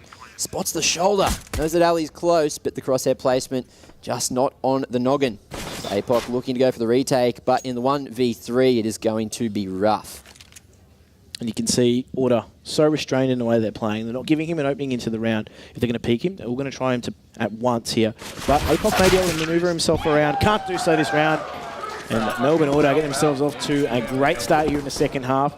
This round coming up, though, it's going to be a tough one here. And we do see the double entry on here from Liaz, but Alistair just cleaning up that man at headshot as well, too. So great entries there from Melbourne Order, just grouped up, really getting in the face of their opposition. That is where the Glock works best on pistol, and they made it look simple once they got control of that bomb site. Yeah, I think it was just a bit unfortunate there. Flick's a little bit too overcommitted on the angle. If he was tiny bit back, he would have been able to hold a nice crossfire and maybe even allow Dizzy to get that reload off, and the round could have gone in a different way rather than leaving Iron solo on the B site to hold. But it is a new round, and it is a new Chiefs. They are pistols in hand, a new Chiefs with deagles and pistols and CZs and crazy weapons and Liaz and hats. We'll take down APOC, opening up the round, and commitment to the A site, a word that Kev couldn't find before. Dizzy with the deagle though, too damn sharp. Picking up the 2K hats though, finding Doom. But do you want to pick Dizzy in the situation? Iron tag low and eventually taken down. Hats with the 2K so far, but Liaz with only 23 HP has to try to get that bomb, which he does do successfully, but it's all up to Dizzy now. He's got 2. He'll have to grab the ace to try to pick this one up. And Emag jiggle peeking, trying to spot the info. They knew that Dizzy was at the bottom of highway, but he can't get the flick this time. So much respect. Nice flash, allowing the aggressive peaks to come out from order. But Dizzy still playing it slow. Looks like he's not going to go for the round, and can't really go for the round after being taken down by Liaz. And there you go, order. 8 rounds to 9, looking to tie it up in the 3rd round of the half. Dizzy, what a rascal. Look at him go. This is, I mean, straight into the crosshair there. But he picks up the 2nd frag as well. And that shot on Sicko, super tight angle. Would have only sent a pixel of him. And he makes it work. I mean, look at the work rate here from Liaz, though, on the side of Melbourne Order. 21 and 11. His nearest teammate is on 12, and it's Sicko who's been putting up a good account. The rest of Order have been a little bit quiet by their own standards, so maybe a greater work rate coming out here. But they're in the ascendancy in the 2nd half, so important that they keep that momentum going. You can see they've got their strategy worked out. Those SMGs are going to entry here. Oh, through the door. Liaz doesn't need to even spot it, and Ali picks up the 2K. Mac 10 spray down. Beautiful work there. Hats finds 1, Liaz finds a 2nd, and the round's done just like that. Order coming back hot. 9-9. Tying it up. That's how you want your orders to come in, hot. You hope so. Never a cold order. Unless it's a... Send it back to the chef. Iced coffee. You don't want that to come in hot, mate. No, that's true, actually. And Order. Very much back on equal pegging now. Going for a bonus round, actually, in that regard. So coming up against some weaponry, and now it might actually work here, looking at the side of Chiefs. So they do catch them napping a little bit. Those SMGs can really go to work. No head armor here on 4 members of Chiefs, and Iron is just going to get smoked and Molotoved out, and actually chooses to contest here in checkers. Could he be isolated? Alistair going to look for a path in. And waiting that flash here. He does explode off that bomb site. They're completely taken out by that flash. Iron makes it work. Flix makes it work. And they've actually signaled the back off completely because the rotation's off that A bomb site. But out in the open, Doom and APOC finding the frag apiece to shut down the A site as well. Now it's all up to Emag. He wants to go for the Mac 10 instead. Increased movement speed could come in handy in this situation, but the swing coming out from Doom is actually going to catch Emag looking the wrong direction. And there you go, Chiefs with the lead again. They do in their first buy round, and they don't take a single casualty. They made that work, actually. I thought for a moment there, Iron was in grave trouble. Yeah. He was sitting in checkers there, completely isolated. The Molotov meant that he couldn't push forward, take a pick. The smoke, he actually opted to stay in there. He could have got away, didn't take the duel, and somehow still survived. So, I mean, it's not what I'd call a percentage play, but he made it work here. So that smoke coming out from Order again, looking to take faster control of mid. Able to buy into it once again. Good to see Sicko on that AWP, but they're coming up against Iron, who's retaining the AWP over Dizzy. Interesting tactical choice there. It is one of those weapons if you're feeling it or not. They do retain it, but Sicko wins that duel there. Doom goes down. They do have control of mid. And this is going to allow them an easier passage into the bomb sites because it's a nice staging area to really restrict your opposition.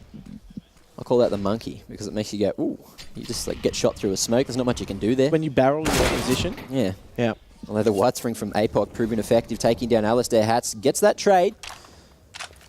But in the 3v4, definitely favouring Order here as the bomb does make its way over towards the A site. And there is not going to be any defense as Dizzy, they've gone for the gamble, heading over towards B. Now Emag clearing everything, but he's not going to find anything. And this bomb will be planted successfully for a main. But Hats on the lurk, hiding in the corner at highway box towards mid. But Chiefs, they are just going to save, looking to play the economical game, which they did lose last map. I rate that, though, from Chiefs. They were at a player disadvantage. It is a large map to hold when you only have 3 players. Chances are you're going to get isolated, take a 1-on-X duel, lose the bomb site, then you're in a 2vx situation and you're not going to be able to retake. Gamble it, take a bomb site, at least be able to hold B. If you gamble correctly, you're in a good position to hold. You've got good numbers. Likewise, if you actually want to retake, you can stage your retake from B. Or if you want to save, you're all in the same proximity. So, good strategy there. And are they going to be able to retain their weaponry? Looks like they will. Hats in a dangerous position, but Dizzy holds the cross in the little cutout, and none of the other Order players are going to be close enough to go for the trade. So that was decent damage there for the Chiefs, as they did take down Hats as well, but plenty of money in the bank. So Melbourne looking good going into the 21st round of the game. Chiefs quite low in the bank there, but saving those 3 guns, definitely a great decision. Allows them entry into this round as a more well-equipped side, but again, just throwing those progression smokes through B main, getting themselves into position here. And again, Chiefs have actually opted to double stack into checkers, so... And it's going to be the play. Flicks and APOC both finding the frag, but Liaz gets the trade, knowing that one CT is still there. Flicks not going to be taken down just yet. Dizzy spotting Liaz, takes him down. Sicko with the P250 finds Flicks. But now in a 1v3, he has eyes on the bomb. Pop flashing himself towards B. Baiting with some sound. And 2 CTs are going to be playing just outside of vent, but not going for the frag just yet. Just keeping those eyes on the bomb. Knowing exactly where it is. Although Sicko, he's found a Molotov. Cross not going to be held by Ian either, who is waiting for the push under Heaven. The wrap through CT. But here we are, off angles everywhere, giving up the bomb control, but Molotov forcing Dizzy out. Gives away his position though. But so, like Chiefs, the off angles, they're just not holding. They're going to allow him to go for the plant. And if he's on site with the bomb, using the cover, it's going to be extremely hard for Chiefs to go for the retake unless they push together. Although Iron, he has that Molotov, Doom and Dizzy, both with some utility as well. And here you go, full retake. Chiefs going for the round, not for the economy. Ooh. Nade only going to tickle him. Off angle, going to be played here. But there we are, peek from Checkers. Doom doing the honours, taking down Sicko. And here we are, Chiefs lead again, 11-10. The save last round paying off. Yeah, look, and also in that retake situation as well, a lot of self-control not to try and take that duel. They knew where it was, they're going to let him plant, they're going to take the retake there, and they get themselves a much-needed round. So Sydney Chiefs have been able to get themselves back into contention here. This map, far more closely contested than the first. It was a bit of a washout there, and I mean, that's the beauty of esports. There's, no matter the weather outside, we haven't had a washout fixture in 7 weeks. That's interesting to note, isn't it, Matt? But now, in terms of the way Melbourne Order are going to get themselves back into this, they've got good utility, good weaponry as well.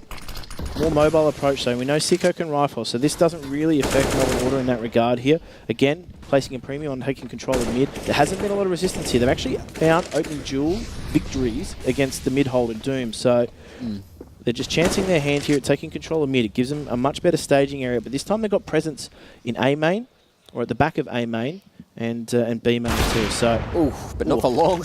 Iron. Beautiful shot there. Taking down EMAG. And that is what Order didn't do, is they take control of these zones. They knew they placed a premium on mid. Take control of A main, take control of B main.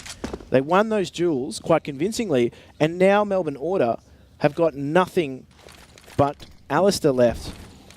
Yeah, Order just weren't ready for the aggressive peaks coming out from Chiefs. Flashes. APOC spotted on the edge of the smoke. He second-guessed it. If he went the whole way, he might have actually picked up the final frag there, but now in the 1v4, Alistair crab walks into the Molotov and Iron was ready for it. Chiefs, 12-10, doing a great job, proving me wrong, and showing that Kevin does know something. Well, who'd have thought? No, he's a smart man. Let's not rag on him too hard. No, we spent the first week doing that, second week and third week as well. But 5th and 6th. He's had a whole season to deal with this, but what Melbourne Order, what can they do? A round where they desperately needed a bomb plant. Objective here, if they get that bomb down, fantastic. Imagine, in-game leader, captain, holds the keys to the round here. And they're just going to stage themselves here. Oh, look at this. Objective to get a bomb. APOC has gone straight through mid. Here's so much info. Nothing towards B main. Here's the footsteps over towards A. Straight out of mid-con. And here we are, Doom trying to hold strong. Rotate's coming in, but Order's going in one by one. 8 bullets left in the clip. He's not going to go for the reload. Sicko gets the trade. APOC on the flank. He's going to have to deal with EMAG, and he does so successfully, picking up 2K for himself. And Chiefs finding that 13th round. And unfortunately, the Ants went marching one by one out that smoke. Hurrah. It wasn't actually successful. Doom there. Had he not expended so many bullets on the first two, might have had enough there for the fourth. But most importantly, Chiefs actually keep a bomb plant away from Melbourne Order. Had they got a bomb plant there, that's actually danger for the next 2 rounds. But the loss bonus is accruing, so you may actually see them just try and force their way into this. But now, again, Iron upping the ante here. Oh, just so close. Takes some damage, but Dizzy finds the opening there. Alistair does go down, so this is a huge premium from Melbourne Order actually being placed towards that B main. Oh, sorry, Sydney Chiefs from that B main. They've gambled here. They've actually tried to take some control here. Hats finds a second towards that vent. And what control they did try and take towards B has been eliminated. Dizzy, though, providing stiff resistance in mid. Hats wins that duel once again. And Hats has provided them with a nice opening into this round. 3 opening frags. A lot of map exposed here. But look at the pushes from Sydney Chiefs. They've got a lot of info.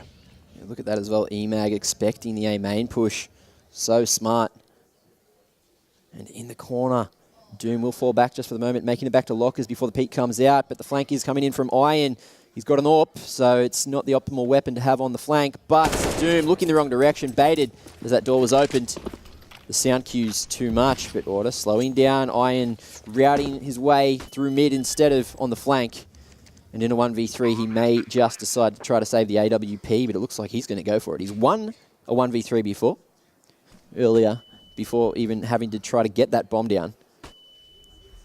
Yeah, no picks on offer for him whatsoever just at the moment. So Melbourne Order look to get themselves another much-needed round, and they retain 3 players on the back of Hats, picking up 4 frags in that round. So cometh the man, cometh the hour. Well, the best part is Hats with only 15 HP. He's quite expendable. EMAG would probably want him to save that AK, but look, he wants the ace. He's hunting slowly. He's trying to find the CT. But why not? Iron, yeah, why not? Exactly. Treat yourself. Live your best life. I think he's made the smart decision not going to try to find Iron though. That AWP may, come into play, but the amount of money that Chiefs had in the bank anyway, it shouldn't matter too much. Well, it was a round actually where Melbourne Order, once they had control of their bomb site, once they had the bomb plant down, they weren't in a position where they were actually going to do a lot of damage to the CT economy. They were actually going to do damage to their own economy if they chased that frag too hard and Hats went down. Got 4 frags in that round. Fantastic. But you can see across the board there, they just accrued their first win bonus in quite some time, and it wasn't going to be enough to actually cover any losses in that round. So important that they had 3 remaining players alive in there. They're just going for a change of pace here. Flicks doesn't get any damage off, but he does have Iron there to cover, but Iron falls to Hats, and the bomb is down at the moment. It has been retrieved, and there are 2 of the Order players lurking at mid and A main. You see Liaz coming in late to B main, spotted by Dizzy, who's in a great position, but he is going to be taken down. Ali spotting him and bringing it back to the 2v4. Order looking good to find a 12th round, especially now Apoc's been found by Sicko. Doom gets the trade, but now they know exactly where Doom is. And in the 1v3, I don't think we are going to see the Chiefs go for this. And they knew, they had information that Iron had actually pushed into B main on previous rounds. So, group up, take that duel. An AWP player might be lucky to W up in some instances, but more times than not, you're going to win that round on the basis of trading. So CTs were pushing for a lot of information. In previous rounds, Melbourne Order had placed a premium on taking mid. They didn't do that round. They changed it up a little bit, put pressure on the bomb sites, and that actually worked really well for them because they traded their way into that bomb site. It wasn't really going to happen from Chiefs for there on out, and now it's just Doom trying to save out his weapons. So the tables have turned a little bit. He needs to save here. Their economy's decent, but remember, I don't think they're actually going to be able to buy into this next round, potentially with the lower weaponry. They had some decent money, but yeah, they're actually going to be able to potentially work their way into this. It's all on them as well, but it's a little bit all over the shop. Not enough for a teammate to actually drop enough, but this is what they're going for. You can see that they've actually brought out the AWP. They've got 2 FAMASes in place of those M4s. Viable weapon, not fantastic. I don't actually rate the FAMAS, but as we found out, but it has done a lot of damage in the previous weeks. Shutting Jim up. No, not really, but small amount of time, which is hard to do. Yeah, you're struggling. Yeah, I don't know. Whatever. I'm done giving you shit. You just keep going. Anyway, here we are. Sicko, he's spotted. The tip of his gun. Is the shot going to come out from Dizzy? He wants to go for the wall bang. He gets it, but not on the head. And Sicko will survive for the moment. This is what Chiefs are doing, though. They're pushing A main, B main, looking for information. That switch up last round worked really well for Melbourne Order. They didn't opt to do it this round. They went for a default split pick. They weren't potentially too sure of the money situation. I think that was maybe the hesitation there. But they've got themselves an opening into this round, so important they do that. They have taken some damage in doing so, but they retain the number advantage. And with it, we are going to see them working picks slowly. Chiefs not really in position to go for those trades, although Doom making his way to the top of Highway. Takes the risk, but he spins around just in time. Two-man setup. Liaz making his way through Squeaky. Emag close in a main. Buddied up with Sicko here, looking to go for those traits. And Hats and Alistair trying to make marks at mid too, as Dizzy is taken down by Alistair. Now the execute coming out on the A side. It's all up to Doom to try to hold, but with that Molotov forcing him out of position. Emag finishing him off, and in a 1v4, looks like Order are going to even this one out. Flicks brings it back to the 1v3, but 48 HP, and Alistair waiting at truck already as Flicks makes his way into CT spawn. Won't actually be spotted though, so we may be allowed to save here. Alistair close on the hunt though. This is going to be a hard round for Melbourne Order to lose because they knew Flick's position, but they're not going to give him individual opportunities now. They've done enough to secure the round. That was a much better account from Melbourne Order here, and they do bring it back to 13 apiece. So these two teams really evenly matched on cash, and I don't think Sydney Chiefs are going to have the money now to buy into this. So this is a really awkward position. You're probably going to see them eco things out now, full eco, in hope to buy in the next round. Gamble stack with the potentially S4, bait the pistols and pick up some frags on Flicks, who also has that kit in hand, which could come in handy. Oh, flash and smoke, maybe an aggressive play. And I like this as well, because the fact that Flicks now has, obviously, some weaponry and some utility as well, he's in a position to actually just send out information plays from the other players. Actually, not going to opt for that. No. They're just going to spread, let that A site be defended by Flicks. The rest of the team are just going to stack numbers in mid. Alistair finds the opening there, and this is a change of pace here for Melbourne Order. They've just upped the tempo a little bit, knowing their opposition. They're going to be on eco here. Iron! Hello! The tilt play coming out, and let's see if it works. Emag. Making that money. Here we are. Oh, and he's found himself the AK as well, but with no armor. The rotate coming out towards A. Mid's still open, but the bomb is heading to that A site, so the rotation is going to be good. Iron finds one out a second! Bringing it back to a 2v2. Huge play so far. Sicko only on 3 HP. And Hats trying to even it up. They know exactly where Flicks is. But Hats is going to have to try to be sneaky here. Sicko will potentially go for the bait, but Iron, he's left the cross. He's left his teammate solo. And Flicks is going to be looking in the wrong direction. Taken down in the 2v1. Iron spots out. Hats and takes him down. With only 3 HP, Sicko's going to stick the plant and surely hold the cross. Iron. The ace on an eco to win. Is he going to be able to do it? 3 HP, Sicko hiding, looking to play the bomb. Although he's just going to be holding the angle over to Fork. Is Iron going to clear this? He's got no kit, he's got no time. The kit's up on rafters. He's got to draw him out. He might actually be able to stick this if he goes for it early enough. Tap the bomb, Sicko. Iron. Tap the bomb, Iron. What are you doing?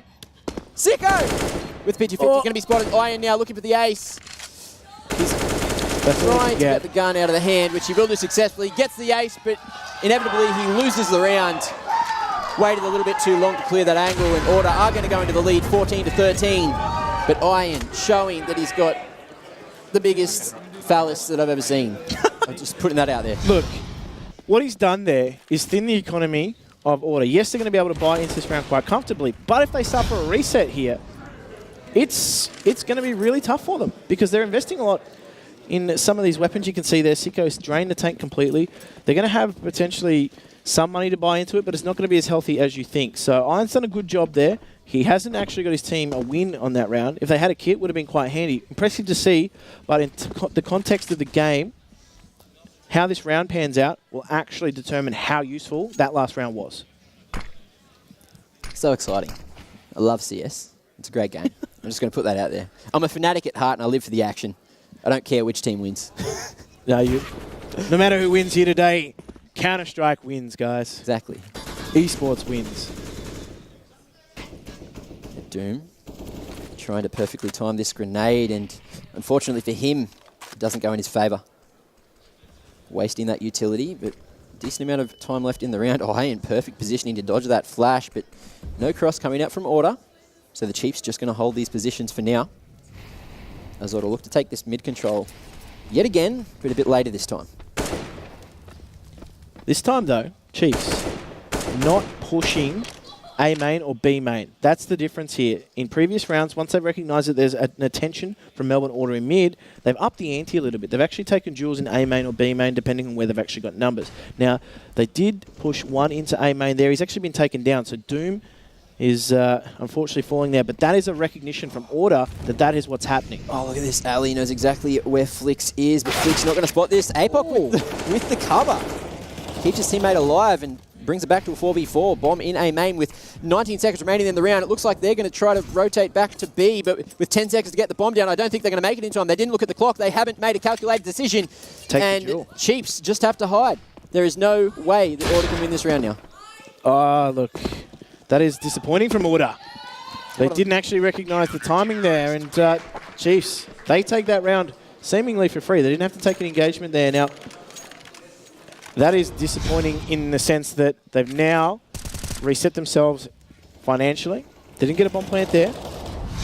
Should still have enough to get some force buys in there, but, I mean, in terms of what that plays out now, Chiefs, they'll be scratching their heads. You wouldn't expect a play like that from Melbourne Order. It's essentially whichever team wins this round is going to have the biggest economical advantage into the next. And Iron caught off guard. Sicko ready for the aggressive peak this time. And he will find the opening frag. And Iron thought he had a massive spawn there. Yep. Sicko had a better one.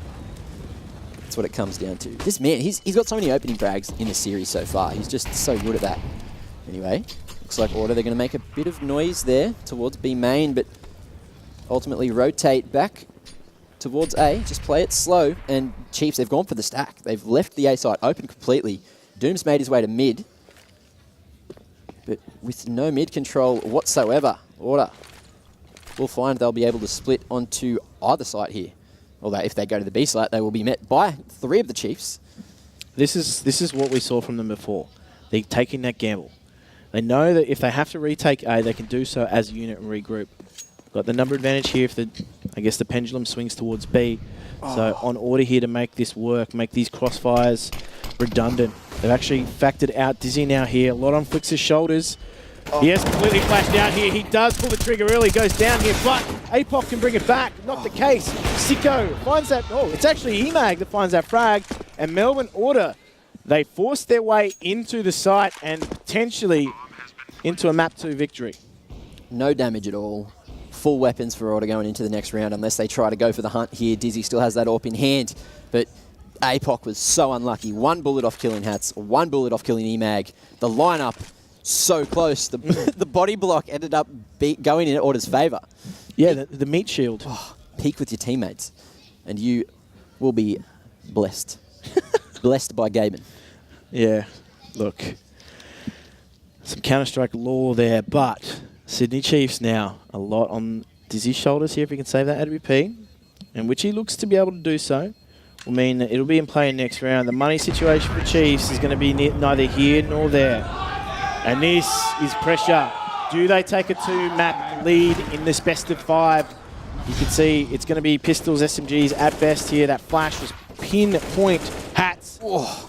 Finds those opening frags there. And I tell you what, APOC would have been feeling hard done by. As you said, 1 bullet. Even a bullet in a different hitbox could have changed that as well. So that is really how close these rounds are going either way. Sydney Chiefs really stretching Order here on the map. Match point coming up. They bought into this. They've got that AWP that Dizzy retained from last round. The rest of the team are doing the best they can. But Order have just varied this up a little bit. I just like this shout out, like give Hats some props there. He started... Take my hat off to him. 3 kills very early on. EMAG looking to open up the A site though. Finding 1, can't find the second. Dizzy and APOC holding strong. Sicko, too damn sharp right now, bringing it back to a 2v2, and the bomb should go down successfully here. Flicks an iron, looking to go for the retake. Decent utility to work with, 3 flashes and a smoke. Hats with 2 flashes, a molly, and Sicko, HE, and a flash, and that AWP in hand. The man, he's so sharp with it.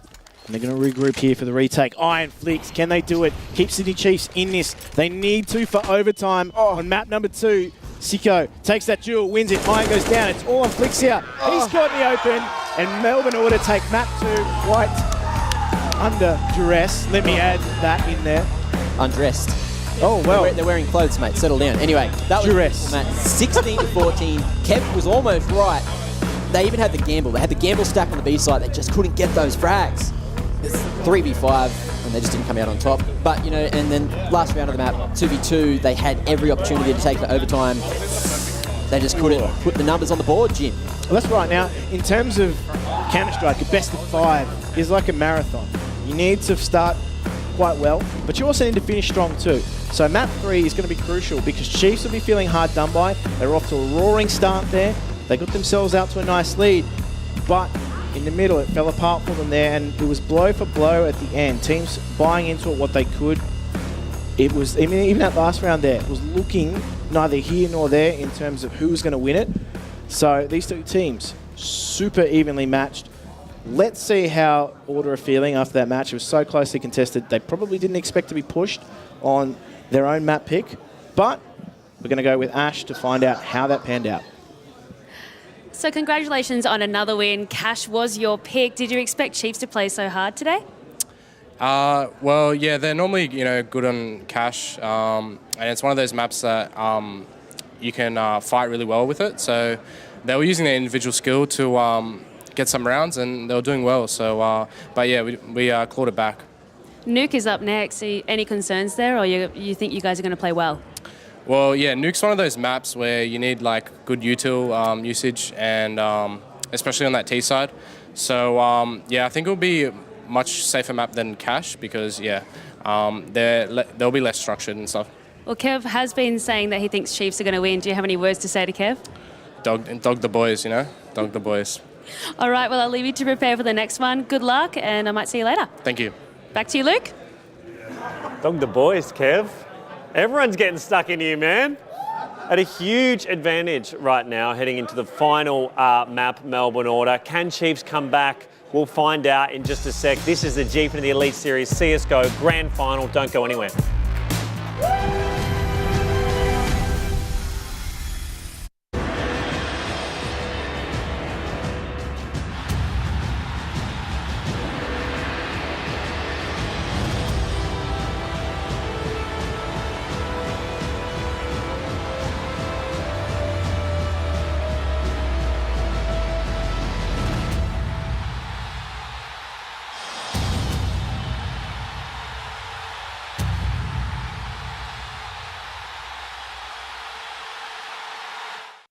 Mr. Murray, have you decided on a name? We're thinking Callum. Calamari. Calamari. Calamari. Let's make it Jack. Drink it through with Dare iced coffee. We create machines that make every experience more intense and real. With Intel Core processors so powerful, you can redefine reality. Because the best feature of a gaming machine is the power to make you forget it's there.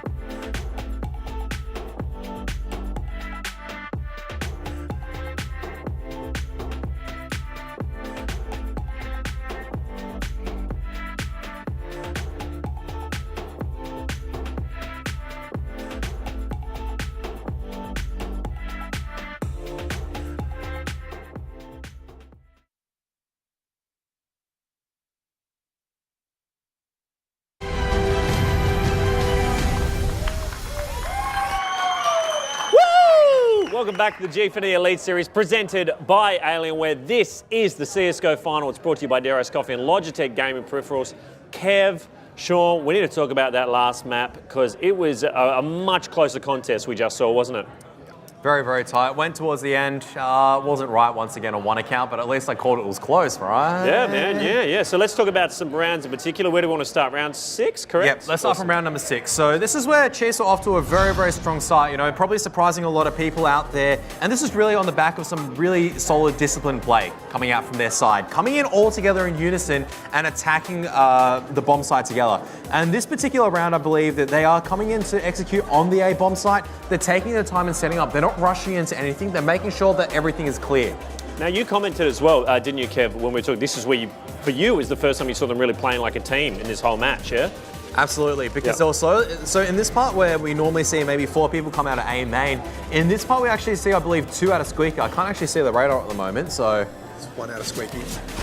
There's only 1 out of Squeaky, but they just slowly walk out. They take a risk, and that's another thing that I want to also build on as well, because Sean and I were talking a bit about this risk versus reward play. Absolutely, yeah. You know, we saw from Chiefs in that match a lot of high-risk plays, and they were getting rewarded for it. In particular, Iron, with that AWP, some of those aggressive plays, and massive shout-out to him there. He was playing phenomenally for Chiefs. Unfortunately, not quite enough, as they are edged out by Order.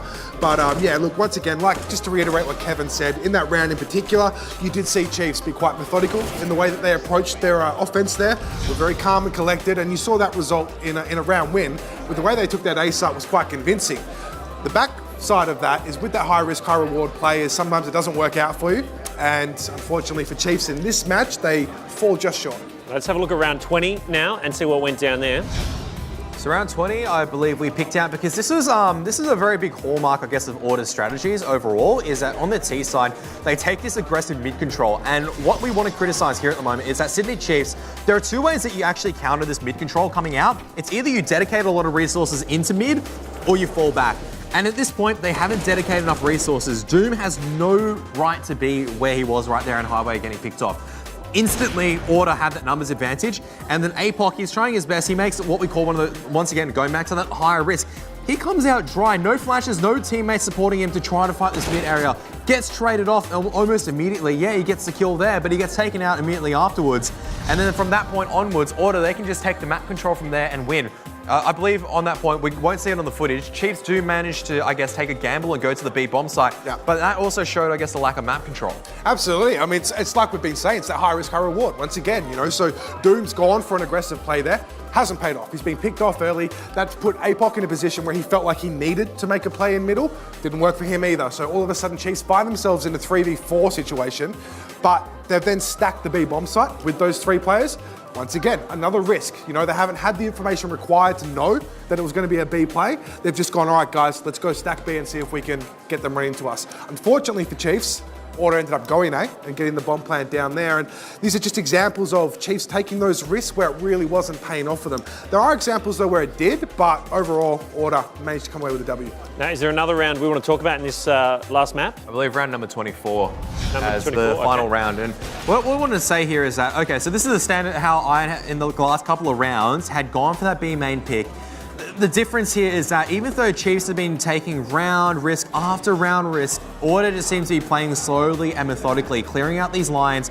And Dizzy Life has a phenomenal round here where he's able to hold on to mid for a little bit longer than he needs to, but similarly has a phenomenal round. So you can see right now, all right, Order have taken this mid control, but they're still trying to contest for it. Time is still ticking away slowly, and as a result, Order are allowed to slow things down. 3-on-2, it's still winnable for either side. But what Order do here is very impressive. They group up, they use whatever time that they have left to try to take this round from here. A very instrumental round as well. If Order lose this round, it's 14-10. Sydney Chiefs have probably set Order on an eco, and as a result, they close out the game from there. But it wasn't to be. It was, once again, Hats looking all the right directions.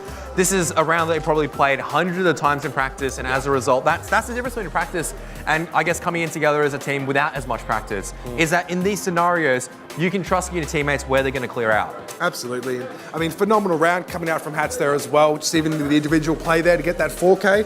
I mean, you watch Iron there in the 2v3 situation. Actually goes for a pretty ballsy play, pushing in through B, into middle, but it didn't pay off for him. Once again, those risk versus rewards not quite going the way of Chiefs enough throughout this map, and Order come away now. It's a 2-0 lead, Kevin, and it's going to have to be a reverse sweep here for Chiefs if they're to bring this back. It's going to be a difficult reverse sweep as well, so... Well, we'll find out in just a sec whether Chiefs can get this match back, or will it be Order's win in all 3 grand finals, this club, a huge club to contend with. Right now, though, we have been hanging out with some esports superstars. Right now, Ash, I believe, is hanging out in the crowd with a sports superstar. Over to you, Ash.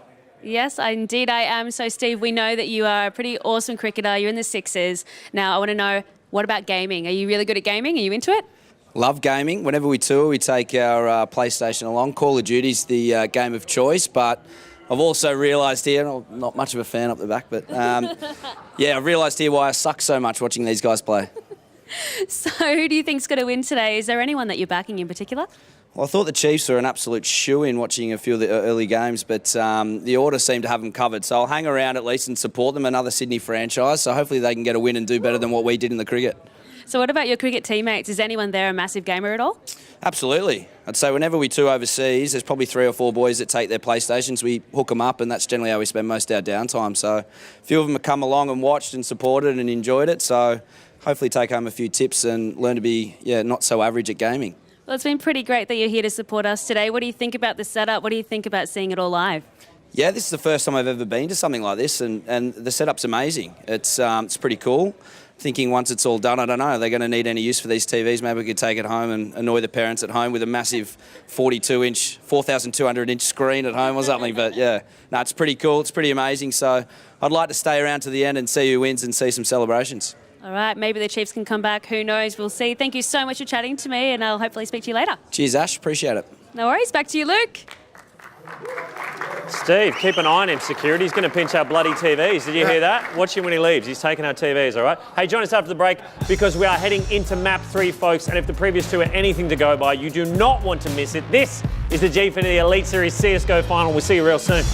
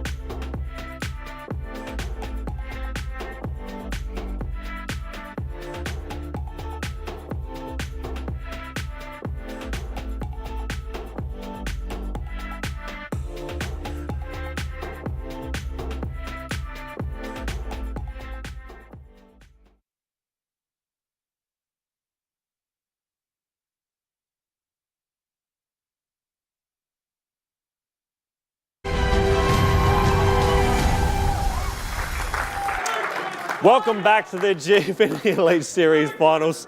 Someone's chanting my individual name. I'm not going to win. I'm going to let you down. I'm sorry. Welcome back to Gfinity Elite Series, presented by Alienware. CSGO Final is brought to you by Dare Ice Coffee and Logitech Gaming Peripherals. I'm your host, Luke Ryan, as you just heard. And we're about to get into map 3. Let's have a look at how it's played out so far. It's all been Order's way. Much closer on that last map, though. Boys, can Chiefs get it back? Obviously, you have a personal investment here because you need to get some stuff right, don't you, Kev? We got some stuff right. Unfortunately, not the majority of the credibility, so I don't know. What do Chiefs need to do to clutch this map? They need to win! What they need, Luke, is they need Kevin to back Order. Right, and you think he'll jinx them? Yeah. So if Kevin backs Order, Chiefs will come up with the goods here, for sure. You're a bad luck charm, Kevin, that's for sure. I wanted to build on that as well because the score was 13-10, right? Yeah, So Chiefs are in the lead. Yeah. And then I said Chiefs have got this in the bag. In the bag. And then it went the other way. All right, well, hopefully from your mouth then you're saying that Order will win this definitely. Order will get 16-0. They will completely dominate Chiefs. All right, that's enough from us right now. Let's get into this next map. Could be the last map of the grand final. Who knows? We'll find out. Let's get into gameplay. Go nuts for both teams, guys. Make some noise. Let them hear it. Come on, give it up. Come on. Over to you, Tim and Mac. Thank you, Luke. Kevin, I'd go get a new bag, mate. That's pretty holy bag you've got. Pretty holy bag. Anyway, I thought I'd just give a quick demonstration for everyone. This one goes out to Callum. Callum Murray, that is.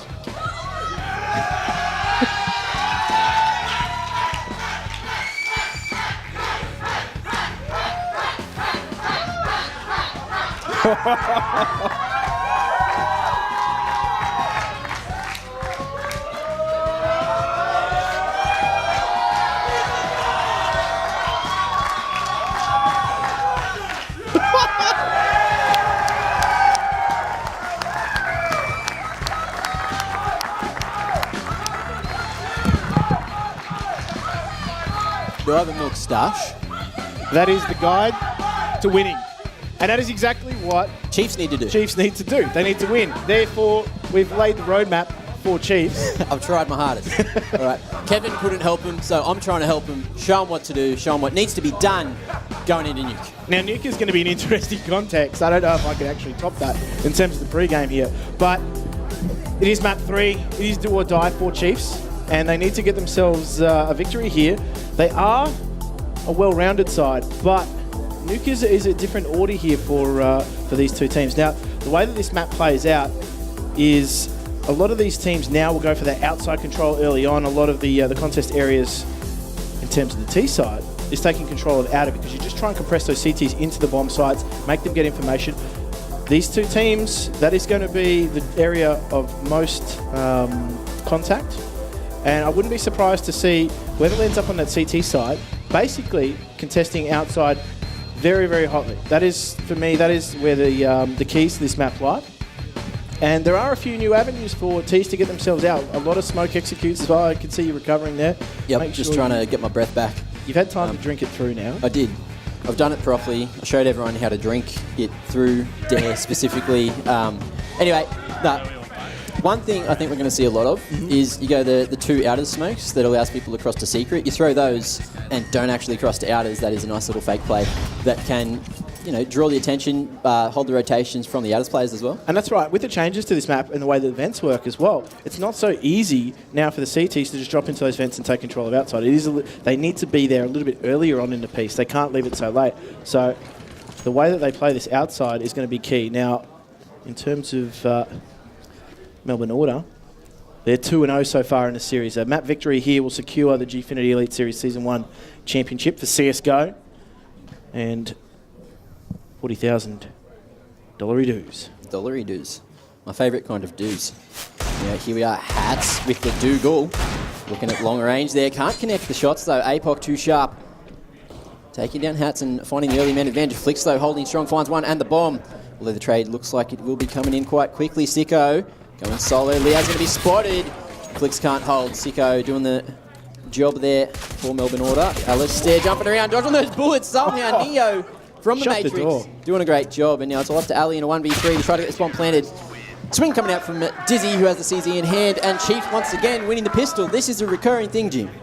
That is it. And I mean, this map, in terms of pistols for CTs is super important. I mean, as are every map. But in terms of being in the right position, you can be completely caught out on a map like Nuke if your rotations aren't on point. So great work there from Chiefs, actually. Flicks there picking up a crucial frag. It actually delayed the taking of the under bomb site, so great clicks from Flicks.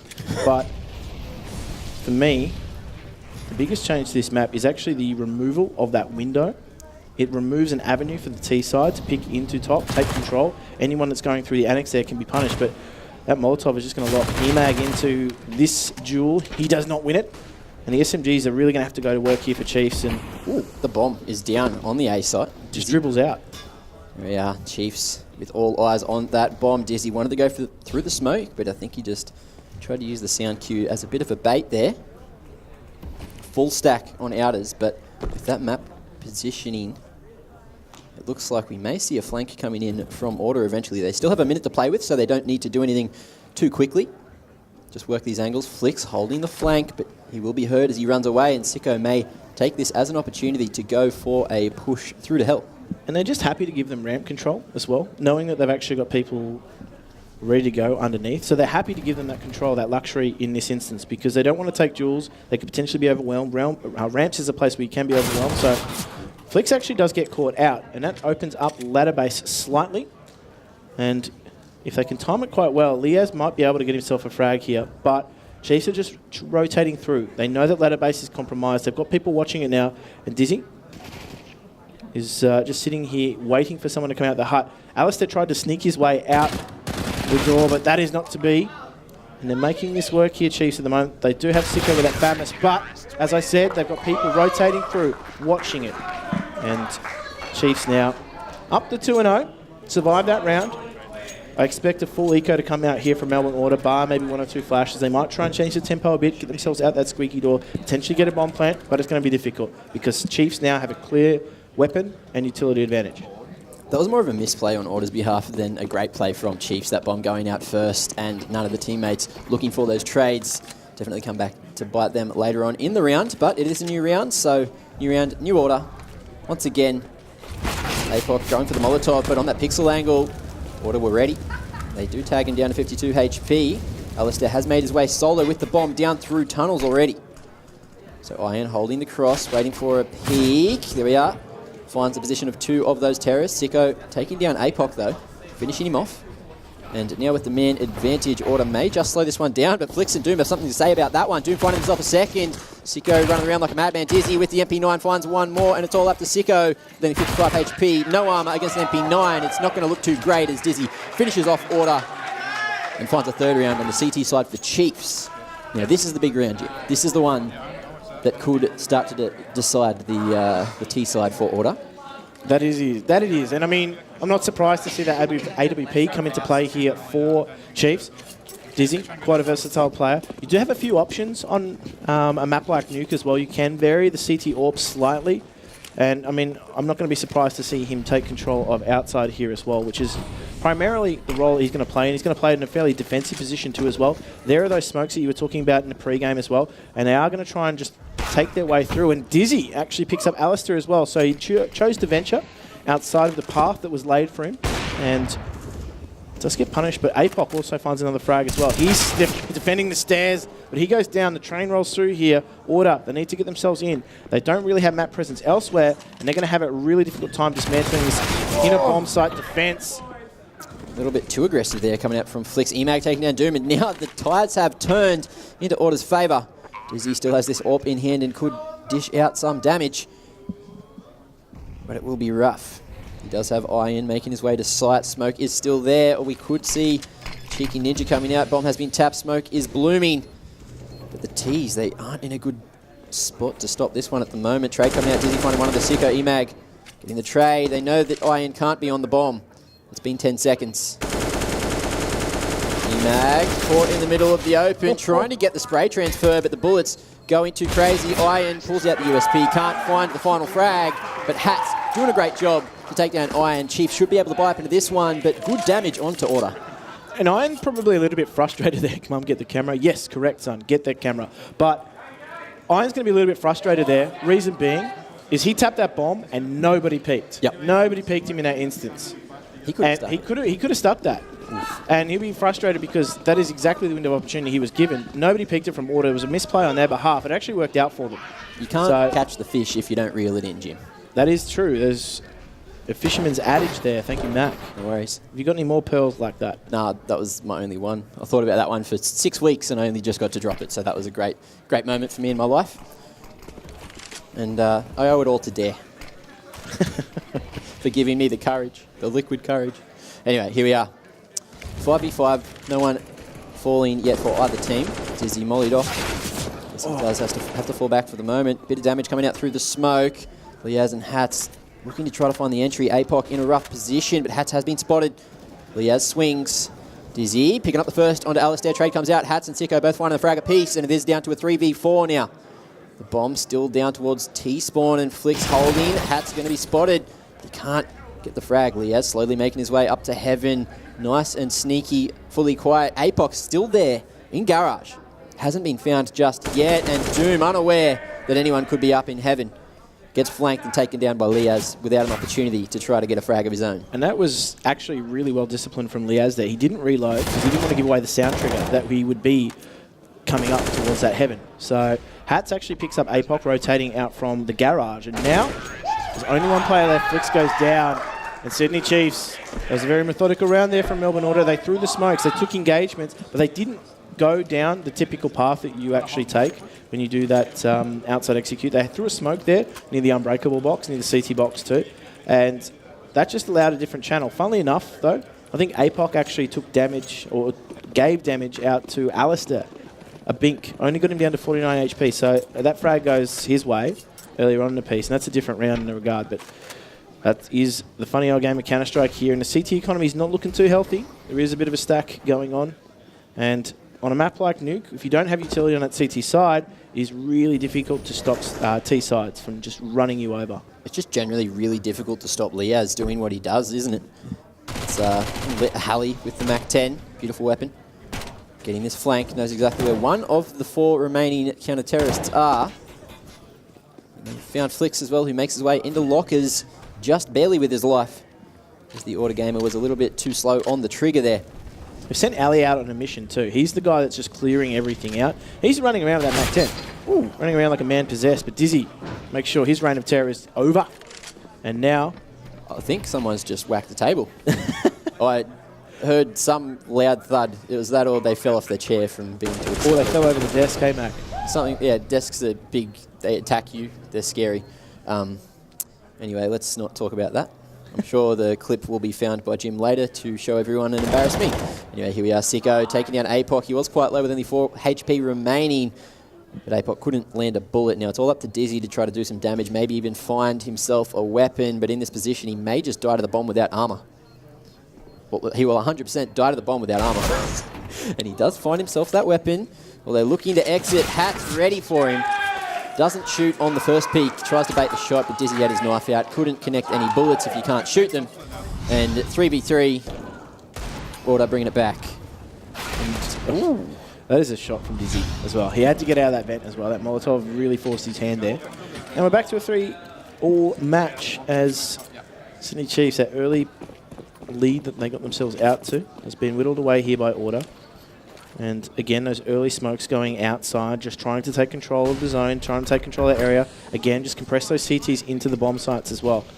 And gives them a good staging area, but again, Hats just taking the inside path on those smokes as well. So not really to be expected, but they collapse on top side here. Doom goes down. He was left to his own devices. You can see those smokes forced to rotate into the lower bomb site, and it's left Doom out on his own. So they've got control of the top side bomb site here. They're picking them apart on the rotation, and there's not a lot Chiefs can do unless they get some openers here. And openers we will find. Dizzy doing the honours there. APOC finding one of the Sicko as well before Alistair gets that trade. And now in a 3v2 situation, Alistair only on 8 HP as well. This is certainly winnable for Chiefs, but if they want to give up these guns again, if they lose this round, they will be on a rough bye going into the next. So they may just decide to save. And it looks like that is the call we're going to see, leaving it a bit too late to go for the retake now. And unfortunately, Dizzy wasn't in an advanced enough position to actually take control of Radio Room and push through to take T-Lobby. So if he was in a better position earlier on in the piece, the retake certainly would have been on. It may have been able to just pincer Alistair in that hut, but not to be the case. Melbourne Order get themselves a nice change in tempo there. The smokes went down nice and early, and that pistol is gone. Ali with the gun juggles. It's great to see. Perfect aim. But I like the change in tempo there from Melbourne Order. You can see they throw those smokes out there. They give themselves a channel just to run through. A lot of people actually run through the smokes because they don't want to give away any potential shadows as well that will expose them. But in terms of that, what it did, as I said, it just forced Chiefs to play from underneath. Yeah, well, Chiefs didn't even contest out as last round. No. They just gave it up completely. Didn't even hold from heaven at that long range.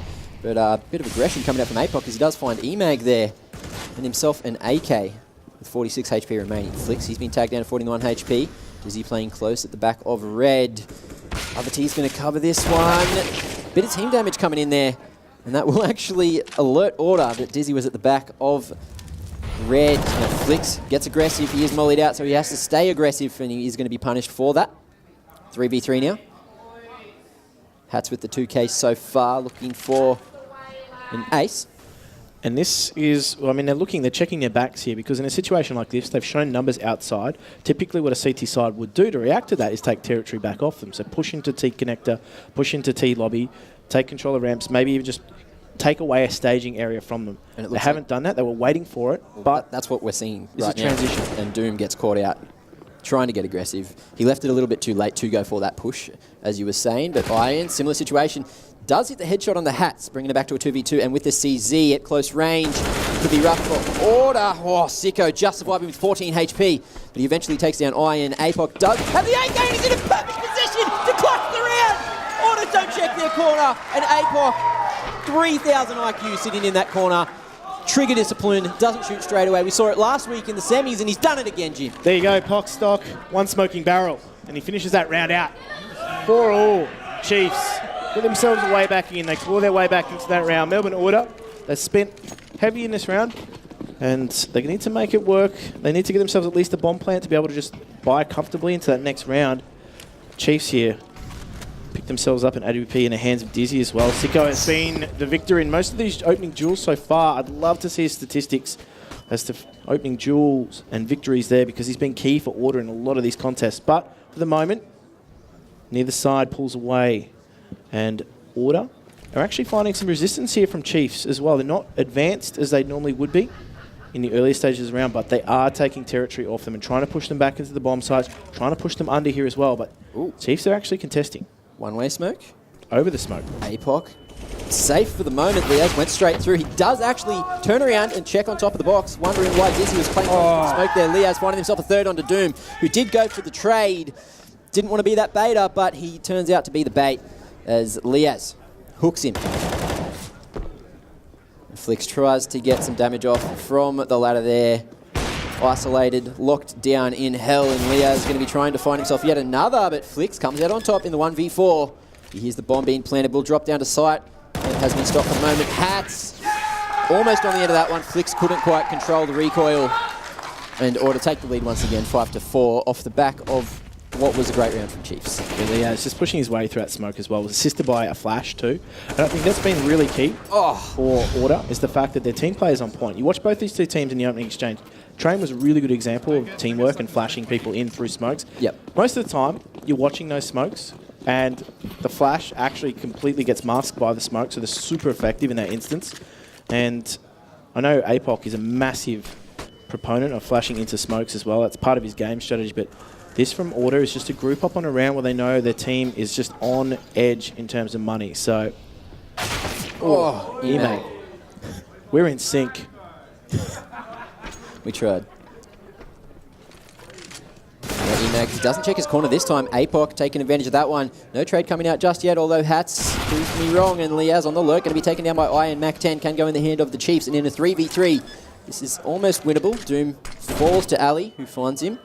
Although the Mac 10 on Iron, who tries to make a bunch of noise, heading over towards Decon. Dizzy, still hiding in window. Hasn't been spotted just yet. Although Hats may spot him in a moment. There you go, Dizzy too sharp, gets the flick. Nice headshot, and the 2v2 is what we are left with. Sicko, beautiful angle to take down Iron, although gets caught with the Molotov out. And Ali with the peek. Little burst to find the headshot there onto Dizzy, and we see Order take a 2-round lead. I don't think Chiefs were ready for the two-man stack on ramp there. No. But in the same vein too, Ali played that really smartly as well. He didn't give his opposition a window of opportunity. He almost immediately stepped, because you don't expect the second person to be there almost instantaneously. You are also checking other angles as well, because you're exposed to other areas. So that was not expected. And Melbourne Order get themselves a much needed round after APOC's heroics. So again, changing tempo here. The CZs. Oh, the Deagle picks up 3. Iron now picks himself up another frag, but he's taken down. Sicko saves the round. And my goodness. How close was that, Jim? Dizzy with the 3K on that Deagle. Huge bloody aim coming out from him, but it just wasn't enough. Oh, and then the flank. If they did go for that double swing, it almost could have gone in their favour. Oh, my goodness. Making me dizzy, mate. Crazy. Oxygen left in the tank after that one. I didn't even say a word. No. No, he put him on the chopping block and Dizzy obliges. Here he is after a bit of a farm with the Deagle. He's going to try to play on the edge of that smoke, but there is no one way for him. Perfect smoke coming out from Order. The block off the warehouse. APOC up on this box once again, but Order going to check it this time. They've slowed down. They've gotten a bit of control, making their way over to red, but haven't continued. They've actually changed the strategy slightly. They're not going through that channel towards the annex whatsoever. They're actually going to go through into lowers here. They're down through secret. Alistair takes that duel. He has opened up nicely here, but Doom, he's holding strong in the vents. Finds 2, can't find the 3rd. And the faster approach from Melbourne Order has brought this back to a 2 versus 2. This is a difficult round here for Chiefs. Dizzy's holding strong there at that ramp, but needs to be aware of his back. So Melbourne Order can really just take their time. There's still 50 seconds remaining, and they don't have to lock themselves into some options here. They are just hoping that Sydney Chiefs get a little bit jumpy, make some decisions, rotate through. They can catch them out on the rotation here if they just play it patiently. Flex is in such a strong position right now. The only thing Order can really do here is, well, other than kill Flix and take the B site, is probably head back up that ladder, which is quite dangerous, going through vent back to the A site. I think that Dizzy might have given us his position, maybe. Oh, no, he's whiffed the shot and somehow alive just for a moment. He hits that shot. Emag jumping over the crosshair. Dizzy looking for more, though. Spots the cross. Sicko with the bomb. 10 seconds to get it planted. Dizzy finds one more, and the plan has to be... This is so good! Oh, my God! Jim! Dizzy! You machine! And my head is spinning after that round, and I'm sure Melbourne Order will be wondering what on earth happened there. Now, he copped the aim punch. Didn't affect him. He held strong, he was patient, and he picks himself up a triple there in the instance. Now, he took those duels, he was committed to that plant, and my goodness, look at his score compared to the rest of his team. 19 for 7. That is ridiculous.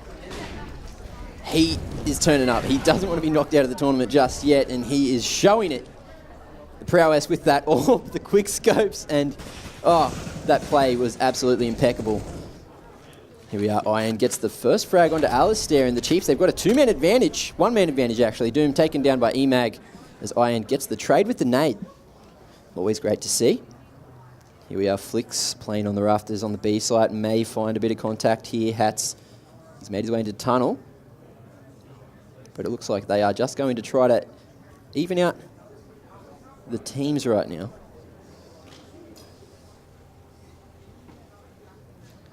Neither of the teams want to make a mistake here. Chiefs, player advantage. They know it's on Melbourne Order to be the aggressors. 59 seconds remaining in this round, and they have prime position here. Chiefs don't have to make a move whatsoever. However, if they do opt to go towards top side, the rotation is going to be slightly longer for the players from Chiefs. The timing there, I don't know who that favoured, but Flix and Hats both just missing each other. Barely. Iron, though, doing a great job to find Emag. There is going to be a Molotov coming out into Vance. They're not going to check their corners. Flix up on the rafters, doing a great job there to find Sicko, and APOC on the cover, finds Hats as well. Almost a perfect round there from Chiefs, retaining 4 of those weapons into the next round and picking up that 6th round, looking to try to tie it up. You know what impressed me the most about that Dizzy Orb? It's the fact he didn't spill a drop of your dare on the desk. Iron. Oh, some nice bowling there. Recognise that he did some damage too, so capitalises on that completely. But Chiefs now got themselves some confidence in the tank. Dizzy, he's a one-man wrecking machine at the moment.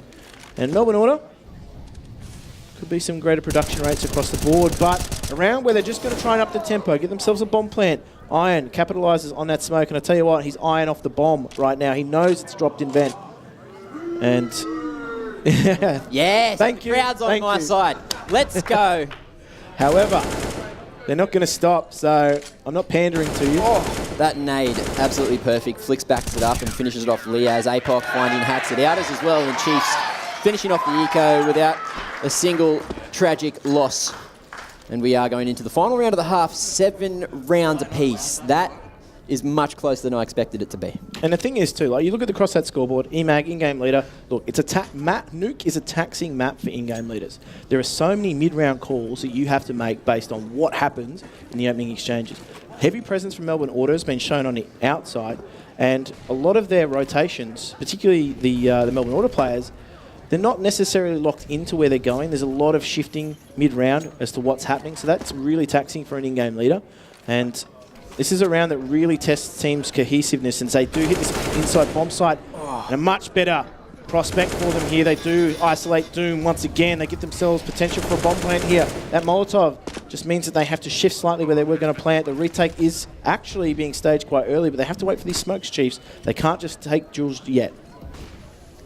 Do see Order in a great position to take this round. Retake not coming in just yet. Plenty of utility for the retake though. See how they can use it. Dizzy still has that Molotov which can zone out. Order, Liaz spotted. Not taken down. No trade coming out just yet. Liaz picking up the 2K. APOC finding hats, but Sicko on the fast refrag where you're going to see Order with the 1 round lead going into the second half. And on that CT side, on a map that they are known to play, it is going to be a rough uphill battle for Chiefs. It is, but I mean, you look at the production rate of Sicko and Hats on Order. They're getting the job done. They're getting the opening duels won, and they're making sure that the, I guess the room to move for the T side is there, because if you don't get those opening duels, it's actually a really difficult map because you're placing a lot of precedence on taking the outside area, but you don't have a bomb site. If you take outside you can fight there all you like, but it's not a bomb site. You need to go there from somewhere. They're giving themselves a good staging area, but it's those mid-round calls, those decisions, that's the, I guess, the difference between these two teams right now. They're really neck and neck. I'm interested to see how Chiefs cope on that T side now, because it's not something that's easy to do. You can see how taxing it is on the in-game leaders. And, I mean, they're going to have a moment in the year to just talk about it, cool off a little bit. And, I mean, we're going to have the opportunity to do that too after such an intense first half. So don't go anywhere. The second half of this third map, the Gfinity Elite Series Season 1, presented by Alienware, is coming up after this break.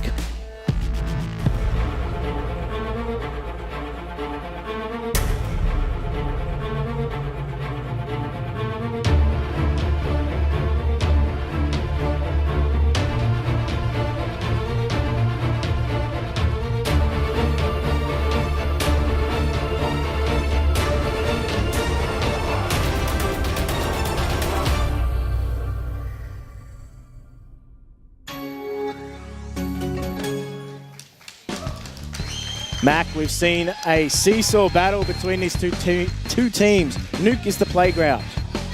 How is this one going to pan out? I mean, we know that Chiefs have a formidable understanding of this map. They know this map inside out. They know how to play it. APOC, fantastic in-game leader. Can he make the right calls, though? Can he break this order defense on CT side? You said it yourself. You know they're a strong Nuke side. You called them the best Nuke side in Australia. I said arguably. There is multiple teams that agree. I'm here, but I'm arguing. Argue for it. Let's go. Can they lock it down on CT side? Oh, I think they can. I feel like it will come down to how the Chiefs go on their T side. What I noticed in that first half, Doom had a roughie. See how he's only got 5 kills? The amount of times he didn't have an opportunity to even have a fight with his opponent, he was caught looking the wrong way. It was just super rough. Yeah, it's tough when you're playing that solo top side. And it really is, because you can get caught out quite easily if you don't have the support of your teammates. But let's just see how this round pans out. A faster approach here from Chiefs. Alistair responds. Can't find the second though. Iron takes him down, and now they have control of the top side. Sicko just has to back off a little bit here. Still has a duel to win. And needs to be careful here, Dizzy. Gives his life up. And it's back to a 3 versus 3 in the retake, Mac. Bomb will be planted for Squeaky and Annex, not for Iron at all, who will be playing close under heaven, just trying to play the off angle. But his hats are going to clear below him. He's going to wait just for a moment for his teammates to come in from Annex. Jiggle peeking, taken down, so sharp. Iron with the Glock, ironing out his opponent. And APOC looking to hold the cross here. Jiggle peeking at Hart. Iron, they know exactly where he is. APOC doing a great job to take down Sicko, and Iron finds himself a third for the round. And evens it out. Chiefs, 8 rounds each. This is a good start. This is exactly what Chiefs needed to try to get back into this map. If they can lock down the next couple of rounds, it might just start to tilt in their favour. They still need to close it out, and that's not what they did, like what they struggled to do on Cache, just like I struggled to get that centre. And that fast, free-flowing T-side really benefits a player like Iron. He capitalises on aggression as well. The fact that they just grouped up, formed an angry mob, they had their stakes burning, and they were ready to go, and they just overwhelmed that top site there. So Iron was a really good entry point into that site here, as they do send APOC towards ramps there. They've got Doom on that Mac as well. So just really sending those SMGs in first. It's important, like on a map like Nuke, to do that, because the opportunity for the CT side to stack is very real. You go into that lower bomb site, there are so many angles to check, particularly if the Ts do stack there. And likewise in top, there's a lot of angles to actually dismantle. So it's important that Sydney Chiefs here do group up and really get behind those SMGs. You can see APOC and Flicks just going to get going, as well as the rest of the team. APOC finds that opening duel here again. They're not really spurred into making a decision here at the moment, Chiefs. They're just sending those SMGs in to do the dirty work, to clear things out. Ali may be able to catch someone out here if they do overextend themselves, but I don't see Chiefs doing that. It is a good spot to hide in. The only way he can be spotted straight away is if someone clears behind them, if we do see a push through those double doors. But if the flank comes in from window room, it could be a similar situation. Doom's still over up towards the A site. There we are, Ali trying to run around as he did here. The glass break gets taken down by Flicks, and it's all up to Hats and Emag to try to bring this one back. But in the 2v4, it looks like they are just going to try to save that armour and do a bit more damage into the next rounds, potentially even get this exit. Emag knows that a T is close. APOC heading up onto the roof here and trying to work an angle. But Emag, what's he seeing? Hiding on the corner. APOC checks it, and he will find yet another frag onto Emag. And Hats holding. Can't hit the headshot. Re-peeking. Goes for the quick swap to reset the aim and looks for Flicks, but runs out of bullets. And neither of them get the final frag of the round. Yeah, look, APOC certainly did work that angle, and he was nice for what? He took control, and he was hunting for those frags. I don't know what happened in that last exchange there, but I mean, they're laughing it off because, look, it has no consequence potentially leading into this round. We've seen Hats with that Deagle before. We know that he's an absolute weapon with it. And the question is he going to be able to let himself out of the bag? Because nothing more dangerous than a hat out of the bag. It's a cat, mate. I'm working this. Cats and hats go together like Dr. Zeus, just like APOC does with the MP7, finding 3 quick frags. Although Sicko, he's managed to pick up the Galil, and this could come back to haunt Chiefs, but with only 13 HP, it's going to be rough. 4v1, and Sicko with no body armor is surely going to be taken down here. Flick's ready for it. No! Sicko gets the free upgrade too. Here we are, APOC coming in on the flank. He's already found 3 this round. Can he find the 4th? He might have spotted the info. There you go, going for the jump shot. That grenade, not going to tag him, but APOC hits the headshot eventually. Sicko falls, and Chiefs take the lead 10-8. This was so crisp from APOC there, and I mean, Sicko unfortunately used all his frequent fire points on the free upgrade, couldn't retain the AK, and Chiefs now find themselves off to a nice start here on that T side. We've seen the T sides really be quite strong across both of the maps that we've seen so far, and it's no different here. And Nuke can be a really tricky affair if you don't have your economy right on that CT side. You can't stop early T side aggression. And you can see here, Chiefs are just going to up the ante a little bit. First gun round coming out from both these two teams, and they're already working that channel outside. Now we do see Doom looking to take point with that Galil, although he's slowed down for the moment. Looking to change it up and go for the lurk instead. Sicko playing on the corner, dodges the flash by holding this nice angle. Should be able to fall back to Ven if he wants it. He gets one onto APOC. No collat though. Alistair finding the double, but Iron gets the trade onto Sicko and gets the AWP out of Order's hands. Now in a 2v4. With Ali quite low, this could go in the Chiefs' favour quite quickly. Ali, he pulled out a nade, and if Doom goes through that smoke, which he's not going to do, too disciplined, won't catch Ali off guard for the moment. Emag finds Flicks, and now it's all up to the super draftee, Dominic Wilson. to try to bring this one back. Tough task ahead of him too. He has to retain his weapons potentially if he wants to save, because for Chiefs, yes, they did win themselves the opening 3 rounds of this, but it's not a guaranteed affair that they're able to get themselves a bye into this next round. That's super healthy. Doom does take down Hats, pushing for information, but you can see now the utility's just starting to be dumped on him. They know his position. They're just going to double up on some of these duels potentially, but he could actually take down Ali. Ali will take that AWP and oblige. Best chance of actually winning that round too, or that duel for Ali. Couldn't get into an extended duel with a rifle, that is for sure, but timing there for Alistair, just reading that one perfectly, getting himself the double and then the triple in the end there. So happy with his work there. And Melbourne Order will need just a few more rounds like that to go their way. The production rate across the board has been not too bad, but I'm keen to see more from these players. I'm keen to see players really step up here. As we said, this is for all the marbles. All the marbles. All 10 marbles. How many marbles do we have, Jim? 40,000 marbles. We've got one less marble now that Flix has actually taken down Alistair, so we've got 9 marbles on the field. And now, again, just working that channel as well. Needed to be quick too. APOC needed to move. Those smokes were fading, and so his cover potentially would have left him exposed. And they do take control of Secret. Is a massive area of contention for both these two teams. You could see, I think APOC's actually managed to get himself down there without too much of a fuss. So keen to see how he works it now, because they haven't rotated necessarily into this lower bomb site with such force as they have in previous rounds. Well, Liaz is in a great spot to hold here. That vent disappearing from one of the more recent updates, and the positioning going to be so strong, hiding behind the silo. APOC doesn't check his corners, and he's going to be punished for that. Dizzy, though, pre-scoped, taken down by Hats as well. Now in the 3v4, it's gone back into Order's favour, but Iron looking to equal it out quite quickly. Can't connect the bullets he needs to. Hats too sharp here today. Bringing it back. Doom, though, finding the 2k of his own, and now in the 1v2, he's going to try to bring it back and keep the lead for the Chiefs. And with that bomb, he has to try to regain it. Worried that someone might have pushed towards Hut already, but making all of this noise. Hats is going to be coming in on the flank, and Liaz as well. Down in Vent, it seems, from the map. I'm quite unaware. There we go. Hats has been spotted, but Doom goes for the repeat. Didn't have the gun out ready for that one, and he's going to be punished. That he was. And I mean, from Chiefs here, it was probably a little bit disjointed in the way they actually played that round.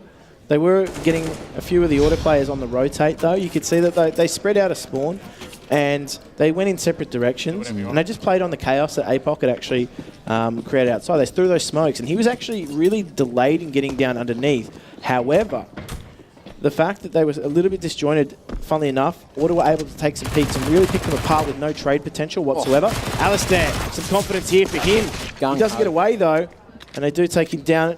To be of little consequence, they do have a 4 versus 2 advantage in this round. They've only given up an SMG, which has not been retained by Chiefs. However, weapon superiority should play in favour of Order, and they should just be able to close this one out. Ready for the peak with the Deagle. Can't hit the headshot. Flicks a little bit too far, and Emag will capitalise on that. Order taking the lead. 11 to 10. Order, I think they're loving that support from the crowd there. I feel like that one more chance is going to come out a few more times. Just a few. Just a couple more. I love me too. But of course you do. Sydney Chiefs, what can they do? How can they answer back? They do have full gun round coming out here. They have to contend with Melbourne Order's sicko, though. The AWP has been crucial in locking things down. And Alistair flashed in there, but doesn't actually find anyone from Chiefs for the moment. And you can see, though, that they're taking some gambles here on the CT side. They don't have to be the ones sitting back and letting Sydney Chiefs run at them. They are taking some initiative across the map. However, APOC has managed to work his way again into another key position. However, this is a difficult one to make work. Although Ali, is he going to be ready for this peak? Spots the head and takes down APOC. He's going to be punished for doing that slowly, and his teammates a little bit slow through Squeaky, so they can't get the rotates just yet. Doom not going to clear the corner. Ali finds himself third for the round. Drake comes out from Iron, but Emac too sharp, taking down Iron and Flicks to lock down the round in Order, picking up 12th. And Chiefs' economy going to be a bit rough. I hope you guys on stream can hear this. This is beautiful. Who is Carmen Home? That's the question. I don't know who she is. I don't know. I think it's Calamari's cousin. Anyway, going into the 23rd round, Order do have that 2-round lead in the Chiefs. They are on pistols once again. Only a bit of armor to work with and no utility at all. Here we are, Sicko with the AWP. Spots the jump across APOC on the end of that one, but Dizzy wanting to post for the trade. Sicko almost finding it. Misses the flick. And that will allow Iron to actually take him down. Dizzy falls to Hats, and now back in the 3v4. Chiefs in with a chance as long as they can hit these shots. But Iron caught out in the open. Hats finding the second for the round. Flicks will just wait for a moment. Maybe heard on that cross though by Hats, who's made his way into the warehouse. Although in the vent, the lineup almost happened. Flicks falls to EMAG in order to find themselves a 13th round. But once again, those lineups, it's happened a few times where there's been lineups and no real multi-frags have come out. I mean, I would have liked to have seen Chiefs actually take a tactical pause here, because what they're doing is not working. They have time to work it out, to drink it through, to make sure that they're just getting themselves a nice run in here for the last few rounds, because what they're doing isn't quite working. They've got an AWP in Dizzy's hands. How do they want to utilise that? How are they going to share some information? Maybe Dizzy can just aggress here, take some time out. They're not playing anyone through the annex as well, so that's his only channel to try and work a pick here once again. But EMAG has been solid along with Alistair and just holding the top side down. And Dizzy is just forced to fall back there again. So shut the front door. They don't let them in. And APOC, well, it's normally APOC pushing that position now. Iron does get taken down. Ali aware of that potential. And again, Chiefs, this split pick is not quite paying dividends for them. Is Sheep up there in the stands, or did he not go No, they need him. They need him more than ever. That's the problem. If Sheep was up there, Kevin's predictions might have almost come right. Yep, a condition 0 of player of his caliber. Really could have helped the team, but that grenade could have done a lot more damage. But you can see this crossfire once again. Oh. Liaz, Hats, holding things down at ramps there again. Liaz, he's comfortable in taking that opening duel again, just flashing things in, just delaying that push potentially here. Oh. They're not even checking that angle. Hats, easy frag for him. He doesn't miss those. And there's not a lot here left to do for Sydney Chiefs. He just manipulated that timing so well. EMAG turning up today, finding the fast 2K at the end of that round. Dizzy and Flicks on the end of the pain train. And Order find themselves a 14th round, looking to take it to match point. But, series point, championship point. Bloody Gfinity Elite Series point. I can't hear what they're yelling in the crowd, but I wish I could. No, it's just like customer service 101. You just nod and smile. But either way, the support here for Melbourne Order is passionate, and we do rate that. The smile and wave, boys. Smile. That's it. Hats. Whoosh coming out.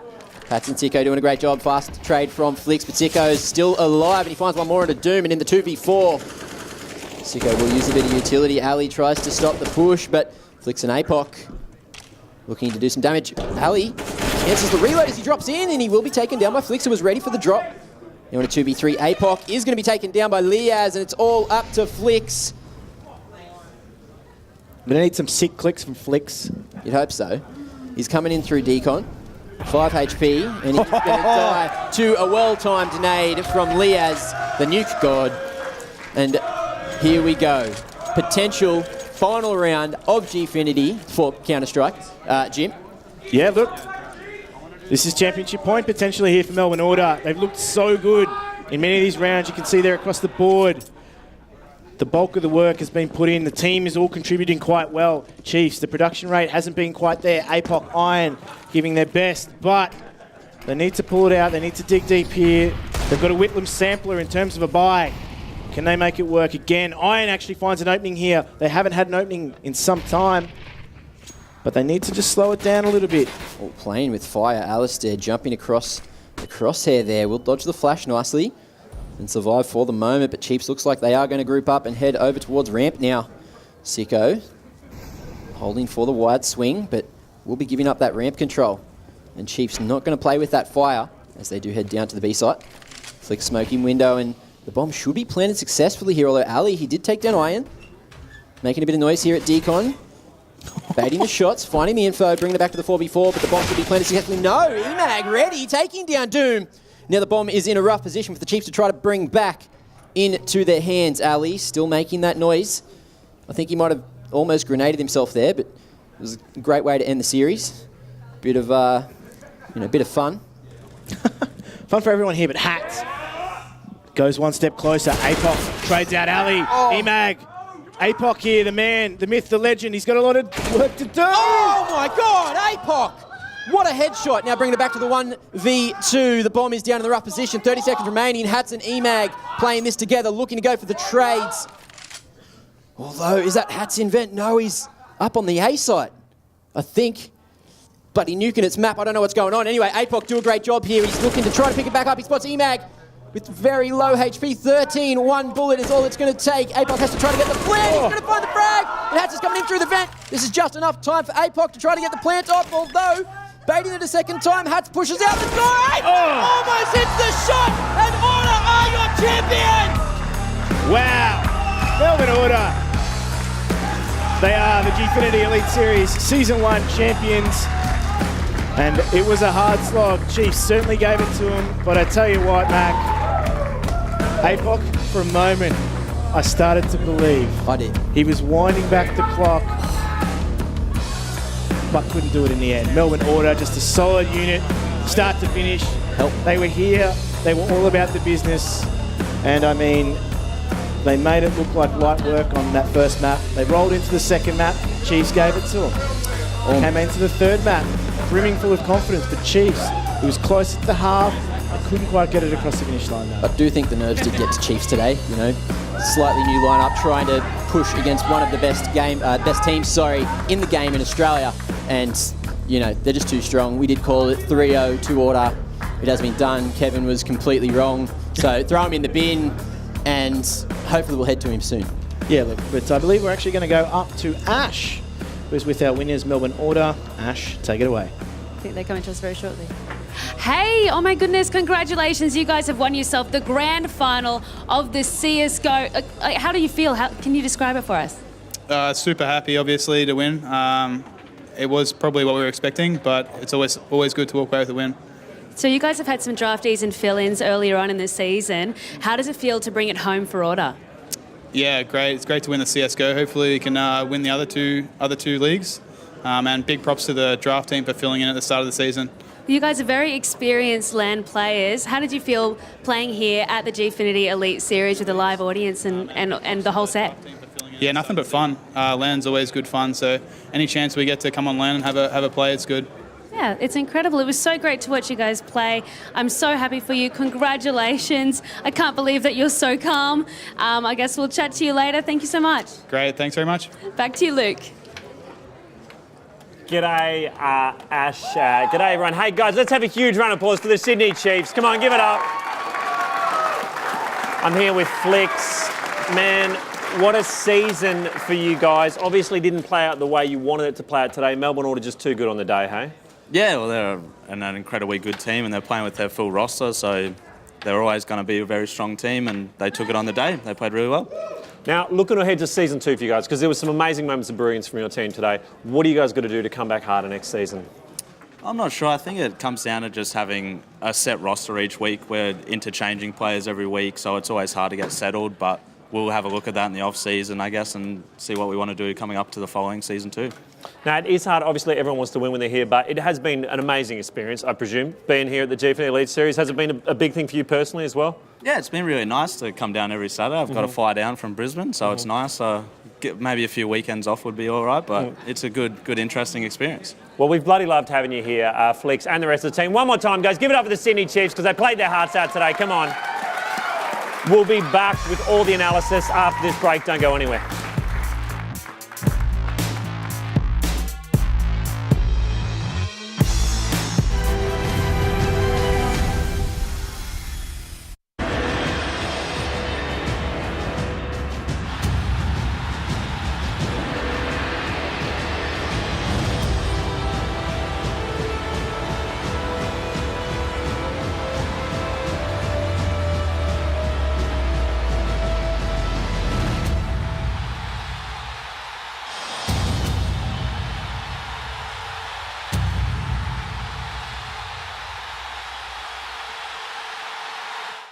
Mr. Murray, have you decided on a name? We're thinking Callum. Calamari. Calamari. Calamari. Let's make it Jack. Drink it through with Dare iced coffee.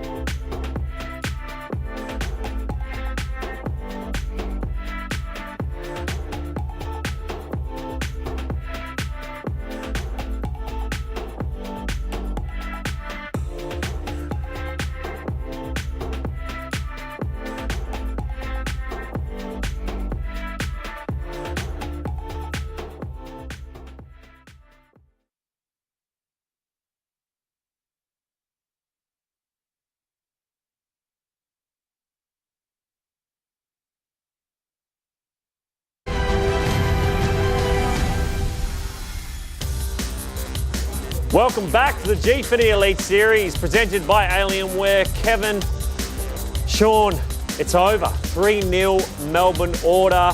What a freaking match. And you were completely correct, Kevin. Yeah, I was correct on the 3-0. No, you weren't. You're exactly wrong. Good on you, Sean. It's good to have someone at the desk who knows what they're doing. Nah, good on you. I went with the safe bet, to be fair. You did. Let's talk about it. Let's get into some analysis of that match, because it was very one-sided to Order at the start, but then it did swing the other way for a while there, didn't it? Pretty much. We'll start off with round number, what was it? 5? 6. 5. Let's look at 5, I think. We're looking at 5, yeah. We'll go around. I can't do maths anymore. It's been a very long day, but round number 5, I mean, this one you picked out, Sean, because it was very methodical map control from Order, wasn't it? Absolutely. If you look at the way Order approach this, in the way that they approach their T side, it's very careful, very methodical, like you said, well-placed utility to gain control of that outside area. And if you watch this play out, they actually isolate APOC into this warehouse. Now, you'd expect him from this position, given that the outside takes coming through from Order, to have a huge impact on this round. He's just unable to. The way that Order are covering each other and holding these lines, in the way that they expand outside and take this map control, is done extremely well and at a real high-class level, and Chiefs just couldn't respond to that. You will actually end up seeing that APOC doesn't actually have any impact into this round as the outside player in warehouse. So, great stuff. Which is a sign of how good Melbourne Order are, that a player like APOC can't. Yeah, we get isolated and teamwork. And another fact as well is that the fact that Doom got shot in the side of the head was just the complete lack of communication and the unawareness of what Chiefs... Like, Chiefs had no idea what was going on at that stage.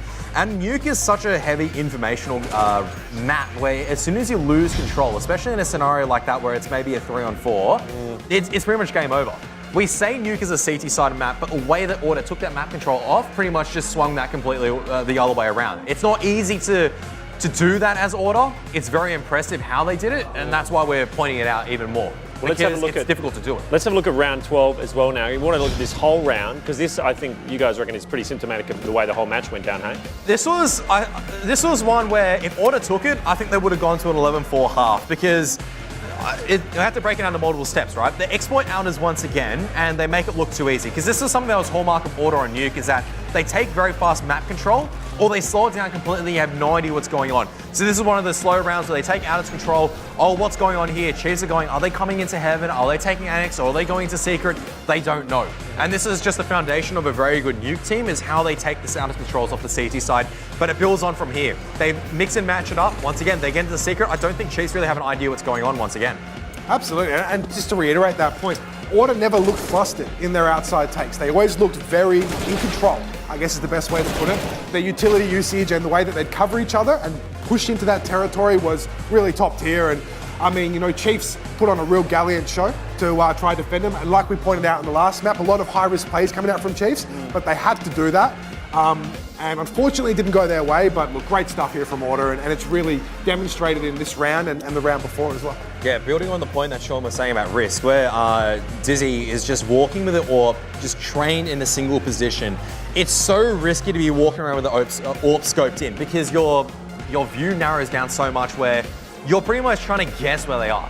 You're trying to bet, it's like, all right, I'm fairly certain they're over here. You lose that, that's the round over and done for. Flix gets this information right now with the core, but Imagine here, let's just say it's one of the Imagine moments where he just completely chokes. It happens maybe once every now and then, but we'll give him, he's had a very long career. Face after his one, go on. But then Dizzy Life with this single individual play changes it. He makes it look once again so flawlessly easy. It's what we call a Dizzy Life round, because that's the only player that could probably do that is your Gratisfaction, your Sicko, or your Dizzy Life. Yeah. And that changed it where, at the very least, Chiefs had an opportunity to get a few more rounds from there and try to come back to the game. It didn't work out, unfortunately, but those are what we call impact rounds, because with that single play, they could honestly come back and actually win the game from there. And full credit to Chiefs on that note as well, in the sense that they didn't just sit back. They took the risky plays. They had the individual brilliance come out from players like Dizzy. Iron as well is another one worth mentioning. He's had a phenomenal series for Chiefs. In fact, he's had a phenomenal tournament for Chiefs, coming in as one of the draftees. So big shout out to Iron there as well. There's plenty of stuff there that went right for Chiefs, a few things that went wrong. They played that high-risk game, it didn't go their way. Order at the end of the day, which is too strong, I guess, just that sort of extra synergy that they had from being together longer and having that ability on T-side to really methodically take areas. Big part of their win.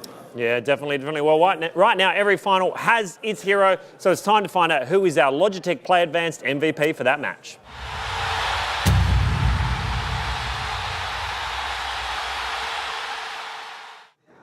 So look, this is a tough one, right, guys, because like we were talking about, there are some amazing players on Chiefs we saw just then, some real moments of individual brilliance, but I suppose it has to go to someone from Order, doesn't it?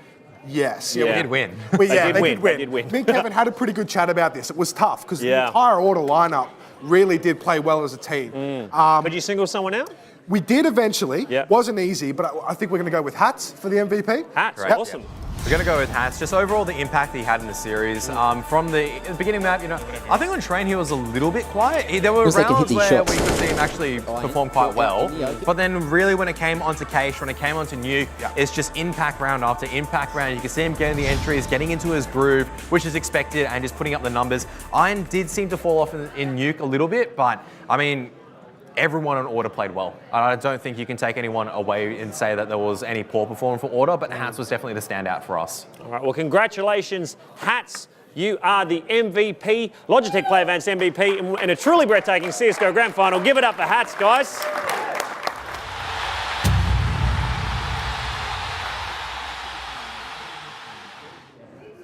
We're going to take a quick break now, but don't go anywhere, because up next we'll be presenting the trophy to our champions along with a big fat check. We'll see you real soon. This is the CSGO Grand Final. See you soon.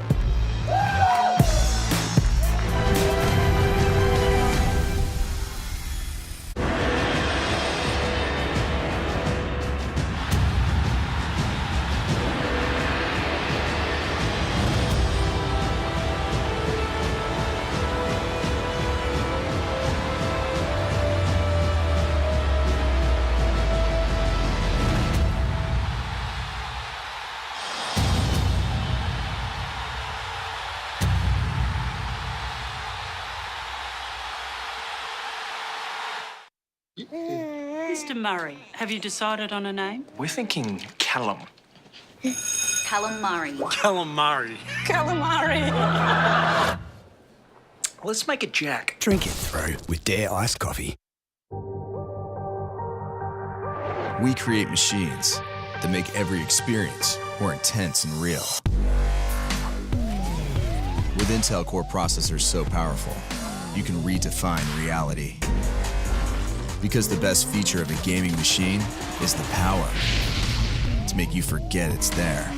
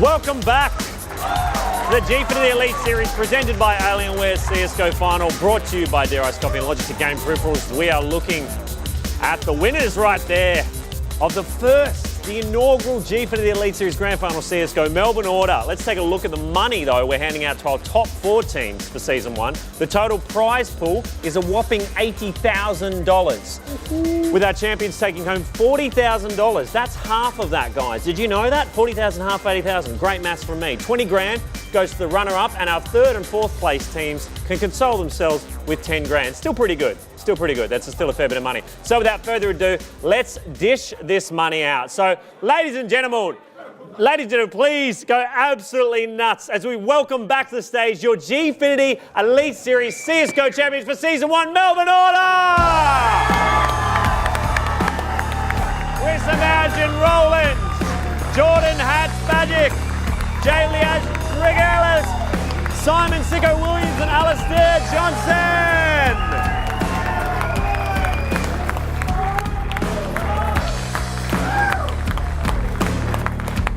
But you don't just get a sweet trophy, fellas. Look at that check.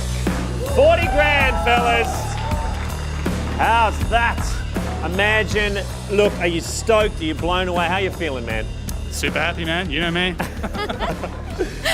I want to know, have you guys mentally spent the money already? I don't know. We're just going to have a couple beers with the boys and see where the night goes, I guess. Now, look, do you think this is the start, over to you, man, do you think this is the start of a clean sweep for you guys for the whole weekend, heading into Rocket League and Street Fighter? Oh, definitely. Everyone's going to win. This is a confident team. One more time, guys. Give it up for your champions. Come on, make some noise. It has been a huge day